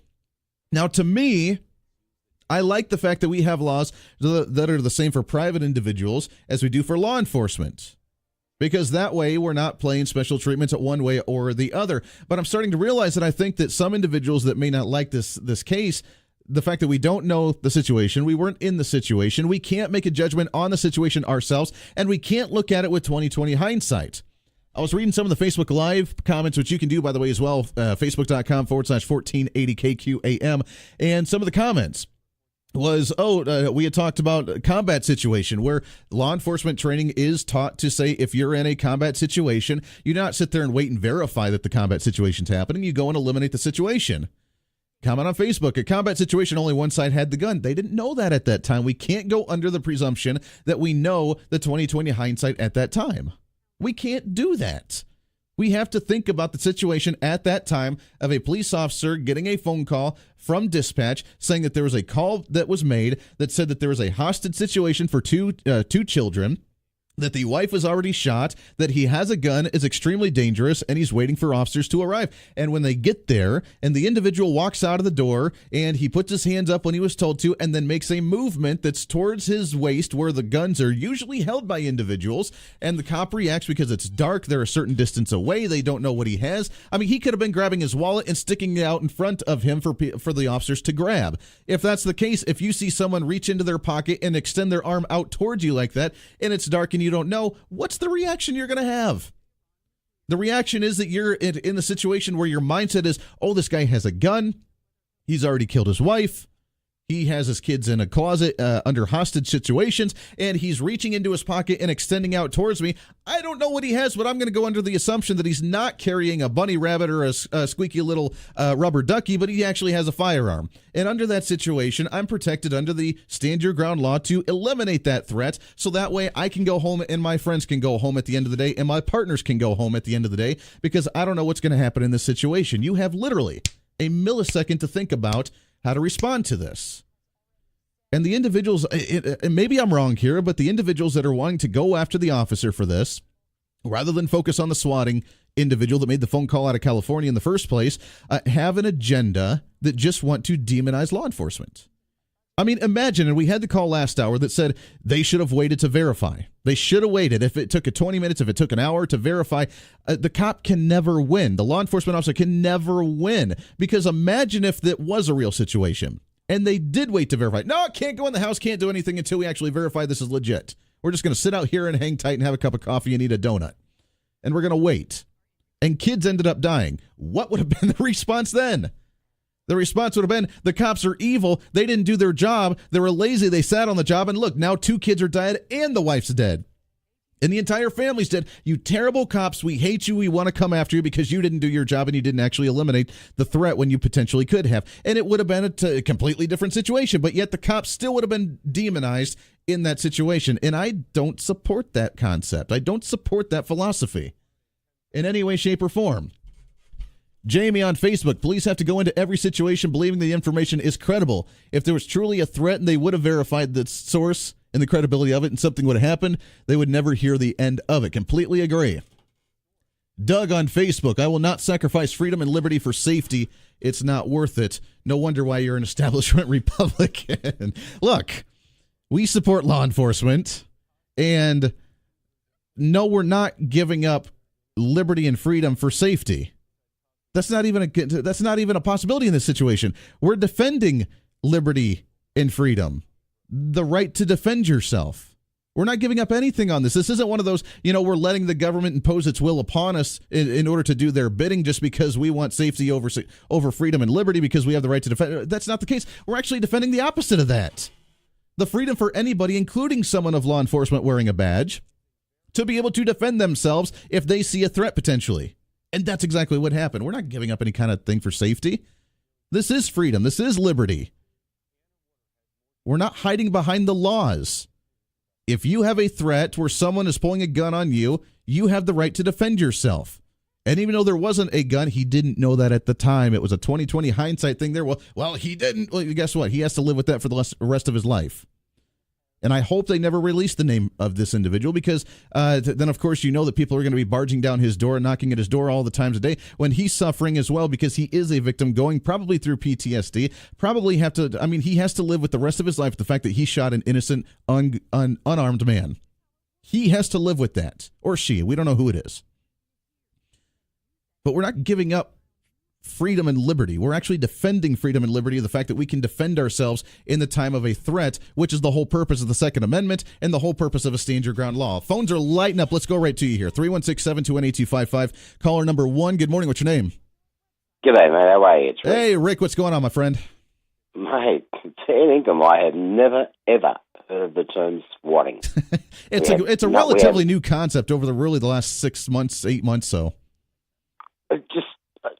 I'm dumbfounded. I mean, in the history of, and I've been here for 57 years, mate. There's just no way in the world I've ever heard of anything remotely like that happening in this country. Not yours, of course. I mean, mine. Sure. So you guys don't have, now granted, you guys don't have any firearms, so you can't get a call saying that there's, well, maybe you can, I don't know, people saying that there's we do. armed Plenty situation. of calls. Sure. Plenty of calls. But to do it openly as a prank, to hope that someone comes out dead in the end, and for law enforcement to be chasing unicorns all over the place because there's a phone call knowingly saying, hey, there's a armed guards, there's a shooter situation, a hostage situation, go and take care of it, when there's really not. I mean, I don't understand the mentality of people thinking that that's a funny gag. No, me neither. I mean, look at it from a point of logic. Okay, you're a cop. You get a call on the radio. There is a guy named Fred Van Ergel, and reportedly he's rung up and said that he's killed his wife and he's got a gun and he's got his kids hostage. But now off you go, your job, right? And it's dark. Okay, not good to start with. So you get out, get to the place. Guy rolls out the front door. Fred Van Ergel? Yep. 1, you're the guy that I was told about. 2, you've said that you are that person, so I guarantee you are the right guy. 3, this guy is supposed to have a weapon. Right. All right. Now, I'm going to give you instruction, and it's going to be slow and concise, and I will say to you, do you understand? So we understand each other. It's like, when they say, step out of the car or walk backwards towards me with me. This is done in a specific order, and it's done loudly and clearly and concisely to make sure you know damn well this is the sequence you will follow. Right. Now, if you put your hand out, you make a sudden move.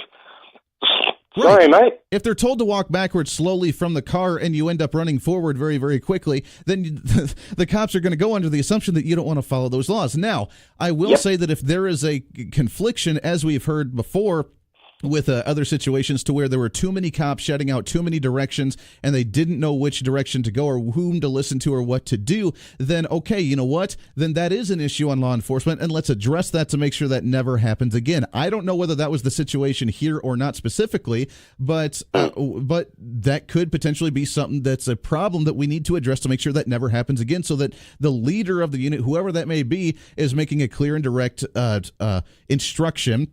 And there's not 5 or 6 different people yelling out different things on what them to do. Get up on get on your knees and put your hands on your head. Stand there and don't move a single muscle. Turn around and get down. Whatever they're yelling out, if they're all yelling different directions, then yeah, we have an issue that we need to address here. I don't know whether that was the situation or not. No, and a very valid point. But do you think they all get taught the same sequence so they'd all be knowing what to do next? That's all I want to touch on that. Except to say. You guys are becoming famous for doing weird and wonderful stuff. Like people are starting condoms, and you've got eating Tide Pods. And I'm sorry, what's next? Now, if I could move on to Russia and the US, go for it. Break things up a little. Yeah. All right. So once again, there's this is going to be the 3rd time in a row. You know this, don't you? Every time Trump wants to pull troops out of Syria, another chemical attack. Now, hang on a second. We've already had 2 of these, and they've already been proven to be bogus. Sure. Just like logic dictates. Again, you remember the double agent and his daughter in the UK that were chemically attacked by the Russians. Of course. And whenever the Russian says, all right, cool. So it works like this. You got evidence? Sweet. Show it to me. Oh, no, not doing that, says the UK. You're guilty, but we're not going to show you that. Tell your story walking. It's the same situation we have now with this chemical attack. The last one was a beauty. Here's Assad who says, all right, listen, look, I've got nothing. I have absolute, come in, please, feel free, come in and check. Knock yourselves out. Bring in inspectors. We'll do lunch.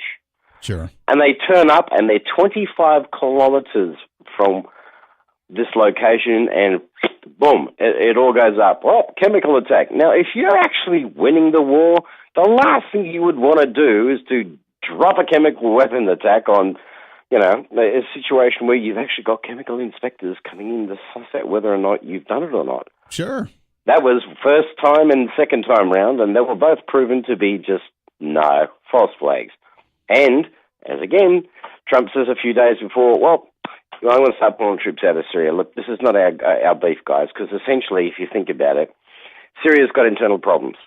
And it says to Russia, mate, can you come over and give us a hand? Because we've just got problems here. Next thing you know, everyone's in. That's like me inviting you to a barbecue at my place. Mm-hmm. Just you. And then every neighbor in the proceeding 6 or 7 blocks wants to jump the fence and come in. My question is, what the hell are they doing in there? It's none of their business. You see how the logic just doesn't work. I tell you what, there are many progressives and liberals and individuals that just don't grasp the concept of the common sense, and that's what we're fighting here. I agree. Rick, I hate to cut you off, my friend. We got to take a break in a minute here, but I appreciate the phone call. We love getting the call from Australia, and enjoy your weekend, my friend. I know it's just about Saturday, your time there. I love it. Let's squeeze in one more phone call before a break, shall we? 21 minutes past the hour, 316-721-8255. Good morning. What's your name? Good morning, Andy. It's Ron. Ron, what's happening, sir? Oh, great. Good show today. A lot of emotion. Yeah, absolutely. It really is. Well, to me, we got to deal with facts, okay? Mm-hmm. First of all, this started out as a very high profile. It was a killing. Right. There was a death involved. I'll put it that way, not a killing, but a death involved. Sure. In this thing, okay? First of all, this should never been investigated except by the KBI, an outside source that could be objective, and there can be no perception of a bias towards the Wichita Police Department. That's a good point. That's a great point.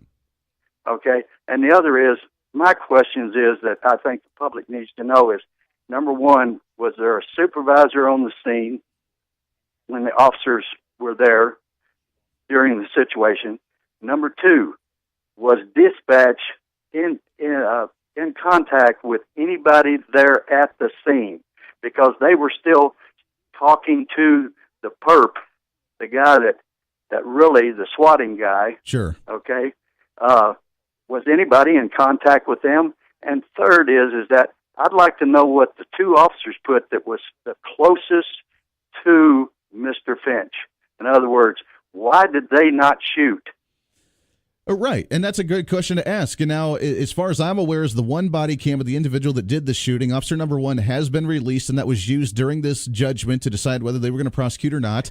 There are other body cams as well, and according to the testimony from Mark Bennett, Sedgwick County DA, yesterday, saying that one of them thought that he was going to pull up his pants, another one thought he was reaching for the door. So there's numerous different accounts of what they interpreted him doing or what they thought he was doing at that time based on the angle and the distance that they were away from him. So we're getting 3 different stories from 3 different people, which would lead to a little bit of a chaotic, in my mind, a chaotic situation to where someone may think in a dangerous situation that he's reaching for a firearm. So if everybody was in unison saying that no, he was actually reaching to pull up his pants, and one person said he had a gun, then we might be a little more suspicious of thinking, hey, you know what, maybe this guy just got a little trigger happy and just kind of went out without thinking, and maybe we should look into this a little bit deeper. But when we're getting 3 or 4 different responses from 3 or 4 different officers, then we already know, trying to put ourselves in that place, that it was already a chaotic situation. Well, Andy, you have to ask yourself, though, who was in the best position to assess a threat? Sure. To me, it was the 2 officers that was the closest down there to him off the porch, not 30 or 40 yards over across the street. Sure. Okay. To me, that question needs to be asked. Who had the best view, right, to say whether there was a threat to those 2 on the ground, because the threat would have been more to them than the shooter. Well, that's very true. Ron, I appreciate it, my friend. Hate to cut you off. We got to take a break. We're late on one, but let's keep it rolling. Your thoughts, 316-721-8255. You bring up some good questions, and we need to address all these things. All of it, and to see where we can go. But the fact is that the DA is not going to pursue charges against the officer, that under the stand your ground laws, they are protected. Now the question is, how do we move forward from here on out, and we end up making sure that a situation like this does not happen again? That's the question. No, we're not trying to protect cops to do dirty things. No, we're not giving up freedom and liberty for safety. We're defending the right for everyone to be able to defend themselves in a situation where we fear that we may be in our threat, or someone around in the surrounding area may be in threat, and we have the right to defend ourselves. And I love the fact that we have accountability and laws to protect the private citizen with a law enforcement officer at the same time, the same laws that we both have to live under. 25 minutes past the hour. Got to take a break. This is The Voice of Reason. You're listening to The Voice of Reason with Andy Hoosier.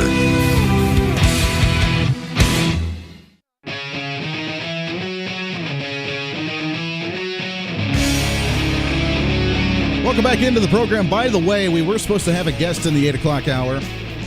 With the topic, with the issue, with the emotion, with the breaking news that happened with this, I wanted to address that and wanted to reschedule our guest because it was kind of a lighthearted, fun Friday show. That was the intention, and we ended up going into this, which I'm glad we did because it's a great conversation, and I love the dialogue on both sides. And to get it, I just don't understand where the position's coming from the opposition on this. But nonetheless, I enjoy the conversation. We were going to have a lighthearted guest, and we're going to reschedule him probably for next week. But James Abbott, he is the author of The Outsider's Guide to UFOs. Kind of a big transition from the theme that's what's been going on today. So we'll do that next week. The Outsider's Guide to UFOs, talking about different research, talking about different firsthand accounts, talking about the difference between a UFO or maybe government experimental flights and those sorts of things. So we'll have some fun with that next week. We will do it. I really want to talk to James Abbott. We just probably wasn't appropriate for today, so we'll touch on that a little bit later. The Outsider's Guide to UFOs, James Abbott will have on the show probably next week. Bottom of the hour news, we got a last half hour of the show. It's open lines to you. We can shift gears if you want to, or we can stick on this, whatever you want to do. It is your show today. Your thoughts and calls are appreciated. This is The Voice of Reason. Stay here.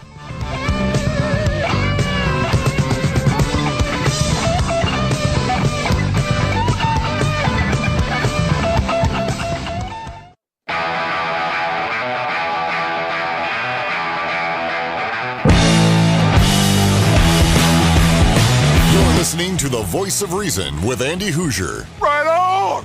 Let's do it! Rock that world! Rock that world! Give him a call at 721-TALK.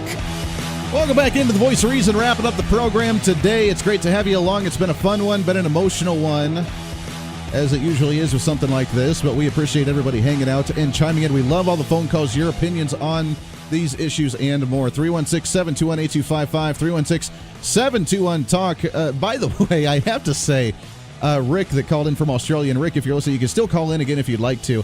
You made the comment, and I have to laugh at this. We really do truly have first world problems here in the United States, don't we? I mean, not even having the issues of like swatting calls in Australia, and the fact that, I mean, this is what we do because we have been a nation. Look, there's a cycle. There's a cycle of society and how society works. And we start off with a hardworking bunch that go through hell, that suffer through everything just to fight for what they feel is right and what they need to do, like the beginning of the nation. Starting the revolution, saying that we're going to be free, we're going to have a free, liberated nation away from the king. We're not going to have taxes that are insane. We're going to be able to keep our firearms, which England tried to take away. We're going to do what we need to do because we know it's right. We're going to defend our right for religion and yada, yada, yada. And we have the hardworking ones that start the revolution. Then we have cycle number 2 to where we have the ones that are building it. And they now have the opportunity to do so, and they build it, and they grow, and they work hard, and they sacrifice, and they suffer, and they're doing better, and they're working really hard, and they create something magnificent, something that everybody wants a piece of because it's the greatest thing in the entire world. And we could be talking about nations, we could be talking about a business, we could be talking about anything, but they work really, really hard to grow it and make it the best that they can. Then it's really great. And we're in cycle number 3 right now with the United States, to where we never had to work for it. We never had to fight for it. We don't understand the suffering of what the past 2 different cycles went through to make this happen, and we become fat and lazy, and we just enjoy it. Now we get the young generation to where, do they have to work to actually go out in the fields and work every single day? Do they have to suffer and work for a few shekels and a few pennies here and there to be able to work 15, 16-hour days because we didn't have child labor laws? No! They get in thousands of dollars with a student loan debt. They have their parents that may take care of them because they want to give them everything they can. And now we have challenges like eating Tide Pods. And we have students wanting to snort condoms up their nose. And we have people wanting to burn themselves on the little swirly oven deal and put a mark on their arm because it's a competition, because it's a challenge, because they have nothing better to do. Now, I'm not saying that's the entire generation. But overall, I mean, that's a lot of what's happening right now is we have first world problems to where we don't necessarily have to, we need to work to preserve our freedoms, but a lot of them don't necessarily understand that because they just enjoy it, because they anticipate, they expect it. I can see coming from outside the country, be like, you guys are whacked. You guys are nuts. And now the next prank is the swatting, making a phone call, thinking it's a joke because we've been taught to hate cops. We've been taught to think that cops are bad, and therefore if we can distract them, if we can make them chase the unicorn all over the place by saying there's a bad situation when there's really not, and whether it's because we want to cause harm or whether we just think it's a prank and a joke, regardless, it is a stupid thing to do. It's a dangerous thing to do, and it needs to be punished just as severely as if the person was actually holding the gun themselves. And that's really what we need to be focusing on here. I do want to tell you, it is literally a week away, and I'm excited about the official announcement for this, the Kansas State Rifle Association's annual meeting. It happens every single year, and we are going to be up there.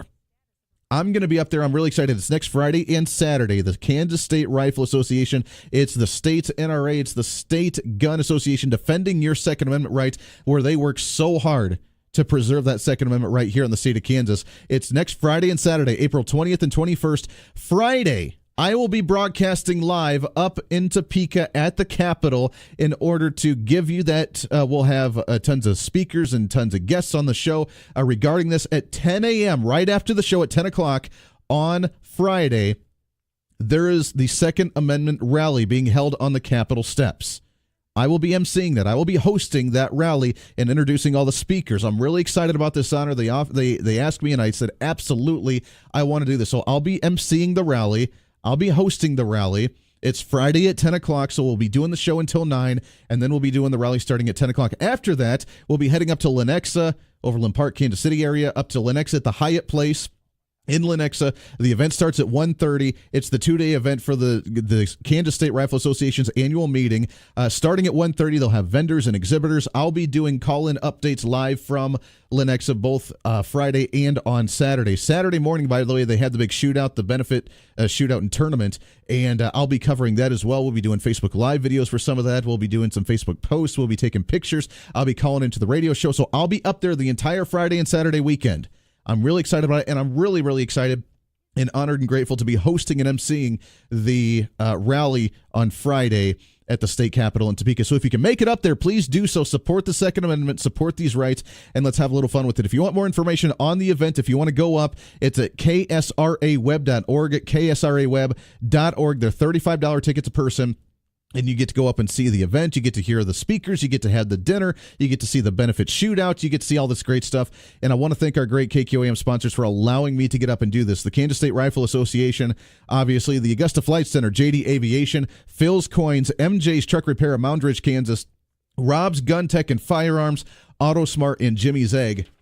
All of those sponsors partnering up with us to allow me to get up and cover this for the next 2 days, next Friday and Saturday. So I'm really thankful. Thanks again to all our sponsors, and we're going to have some fun next week. You're not going to want to miss that. It's open lines to you. Let's go to the phones here. What do you say? 316-721-8255. Good morning. What's your name?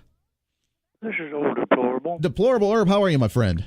Well, I wanted to comment on something that Scott said yesterday. Okay. About the Israeli and Israel. Yes, and how they own our media. Yeah, and I've got a bunch of comments about that, and we'd run plumb out of time if I got the chance. However, if he wants to blame anybody for Israel, he better blame God, because all he's got to do is read Exodus, and it'll tell where they came from. That's true. I mean, I'm glad you bring that up, because you're right. I mean, Israel, I know that people say Israel's a people and not a place sort of thing, the Israeli people, which is true, but at the same time, they've been fighting because God had told them to all the way back when, to be able to take Jerusalem and take Israel as their people, and that's their holy land, and so on and so forth. And that's what we have to remember, and that's why outside of, they always ask why the United States is such a strong ally with Israel. It's not only for political reasons, the fact that that's really the only non-dictatorial Muslim country in the region, and that's a benefit to us, but also we stand with Israel because of the religious purposes of that. And they were not all that bright, because they were told to kill everybody in the land that they went in, and they did not. And this 3,000 years ago, they had started having troubles. Sure. And they still are. And if Scott wanted to know how they've suffered, and by the way, yes, if you want to blame a Democrat or Republican for Israel, because Harry Truman and Dwight Eisenhower recognized them as a country in the 40s. Well, that's very true. That's very true. No, go ahead. Yeah. And And another thing, all he's got to do is go to Dachau if he wants to know how bad things were with the Jewish people. It was awful. You go in there and you'll see a box or a crate full of rings and earrings that ladies wore, and another box with gold teeth that they've knocked out of people's heads because gold was the only thing they could use from the 1800s until now. They didn't have things to do it with now. Sure. Well, that's a great point. Irv, I hate to cut you off. I want to get to a few other calls here before we run out of time, but you're absolutely right. And you know what's crazy about all of this and defending Israel and defending the Jewish people and that sort of thing is the fact that I just read a study, and next week we're actually going to have someone on for Holocaust Remembrance Day. I know it's not next week, but we're going to have an individual on whose parents and grandparents, I believe, was actually involved in the Holocaust and survived. Her name's Mimi Schwartz. She'll be joining the show next week and wrote a book on all this with firsthand accounts. Did you realize, I just saw a study today, close to 25%, 22, 23% of millennials, the young generation, do not believe or even aware of the Holocaust. They're not even aware of it. 22, 23% of the young generation don't even know it happened. They're probably the ones that support socialism. They're the ones that probably support Bernie Sanders because they don't know the dangers and the threats that come of that, the lack of freedom and liberties and the execution of people who disagree with them. They're the ones calling Donald Trump a fascist because Donald Trump's an evil, terrible fascist and we need to eliminate him, right? Because he's just overpowering us with his power, and he's just going to, anybody that disagrees with them calling Donald Trump a fascist, if we disagree with that, then all of a sudden we're the fascists as well. We need to be eliminated because they're advocating for the same thing that happened to the Jewish community then, because they don't understand or they don't even believe it, or they are even completely unaware of it. I never thought that we would have 20% of a generation not believe in the execution of 6 million plus Jews during the Holocaust. Unbelievable.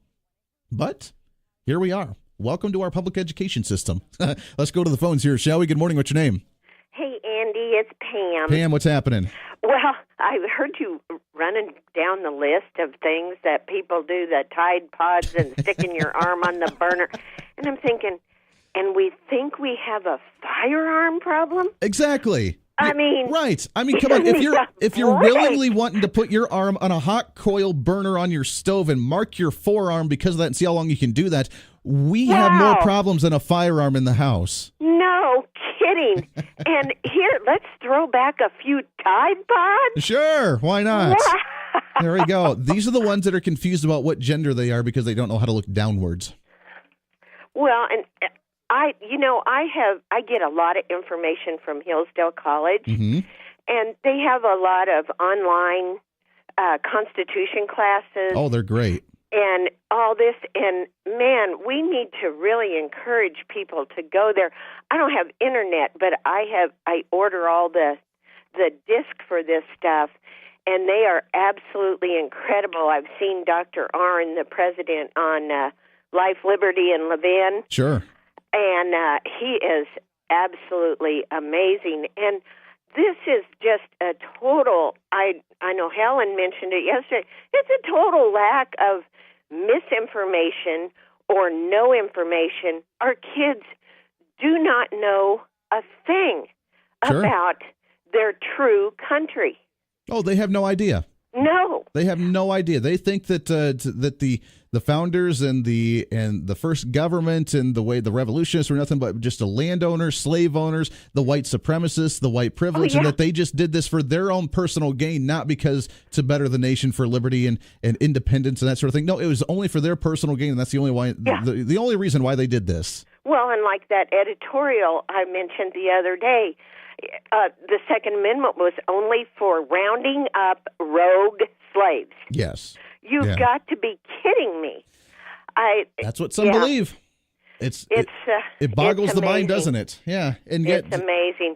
Hey, I'm so excited about the KSA deal. Yeah. And That's so fun. Oh, I'm so excited for you to be able to do that, Oh, too. thank you. Yeah, I'm excited being able to MC and host the rally up in Topeka. And I got to be honest, I haven't made it to Topeka yet. So to stand on the Capitol grounds and to host a rally to support the Second Amendment, the best part about it is it's on 420. I mean, come on. How much more ironic could we get about the day of 420 where everybody likes to go out and smoke pot? We're out there defending our gun rights with during 420 celebrations.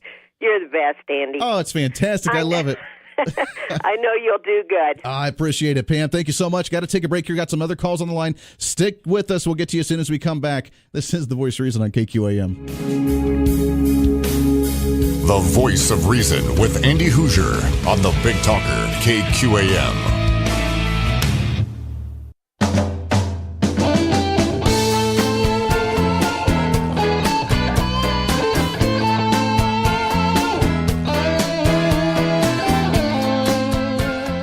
You know what this song reminds me of? One of those commercials like, I don't always drink. Oh, wait, yes, I do. Ha! Welcome back into The Voice of Reason, wrapping up the program today. It is a Friday, and you know what that means. It's been a free-for-all Friday. We love all the phone calls. Got a few more on the line. Hang tight. We'll get to you hopefully before the end of the show today. But it's time to check in again. This portion of The Voice of Reason brought to you by the Inman Harvest Cafe, 112 South Main Street in downtown Inman, just north of Hutch. Katie's on the line with us. Katie, how's that fried chicken smelling today? Well, I can't smell it yet because we don't start it this early on account of we want it to be fresh. Well, that is true. That is true. But let me tell you what does smell good, okay? Fresh dinner rolls smell good. I like that. And roast beef, slow roasting overnight smells good. I like that. And mashed potatoes with real butter and cream smell good. Yes. And so all of those things mixed together make this really wonderful, like, aromatic adventure in our kitchen. Well, this is the day to make it happen. And today, being, of course, Friday, you're excited for the weekend. We're already starting to get hungry now that it's getting later in the morning. And you guys have it all set up for you today. It's the Fried Chicken Friday, the big buffet from 11 to 1, the major buffet, the monster buffet from 5 to 8 o'clock tonight. Again, yes, give us that lowdown you talked about. It's the firefighter chicken. Yes. Yeah. So that's, and like I said, I don't know why it's called that, but that's what it's called. So it's, because it's not spicy and it's not red. It's kind of a yellow color, kind of white, I don't know, creamy color. So it's spaghetti chicken. You got some different colored peppers in there, some onion, and a great saucy stuff that you put cheese in. Oh, really cheesy and yummy. Exactly. And then, which should be, the next thing that we're having is stuffed cabbage casserole, and that should be called fireman casserole because it's, actually red. Very nice. Whatever. So it's ground beef and shredded cabbage with onions and then rice, and it's got a tomato-based sauce over top of that with some cheese. So that one's also really yummy. And then from 5 to 8 this evening, when you come for the big buffet, it has the famous roast beef on there, which we've had cooking overnight, so I can really smell it. That's one of those smells that makes you instantly starving.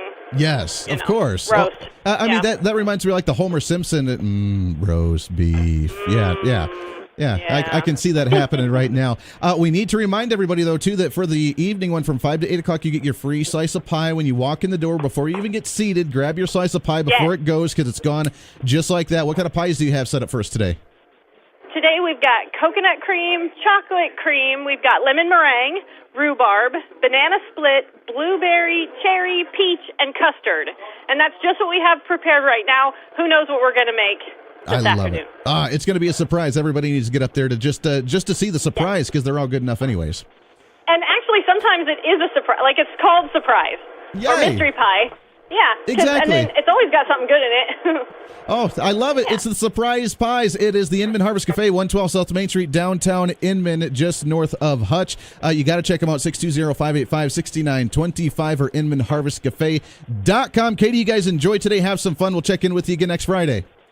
Thanks, Andy. We'll talk to you later. Always a pleasure there. This portion of The Voice of Reason, as it always is, brought to you by the Inman Harvest Cafe. We got about 40 seconds here. I want to take a phone call real quick. Let's get this one rolling. Good morning. What's your name? Hello. Oh, how's it going? It's going fine. Good. You got about 30 seconds. What's on your mind? Okay. I just want people to remember the most important email from the WikiLeaks deal was Robert Creamer saying that the Democrats had been trying to dumb down the people of the United States for the last 60 years, and they were losing control. That's why these kids don't know anything about the Holocaust or anything else, because they've been trying to dumb them down. Boy, it's a great point. You're right. I mean, yeah, we've lost all intelligence when it comes to the understanding of our history. We have been dumbing them down. Thanks to the Department of Education at the federal level, thanks to Common Core education, and thanks to many other factors international. Oh, by the way, keeping our parents too busy to where they can't educate them privately at home because they're working 2-3 jobs at a time. I love it. I appreciate it. Great call. Wrapping up the show. This is your show as always. It's time to speak up, speak out, speak loud, speak proud, speak the truth, and always speak some reason. This is the voice of reason. Everybody have a great weekend.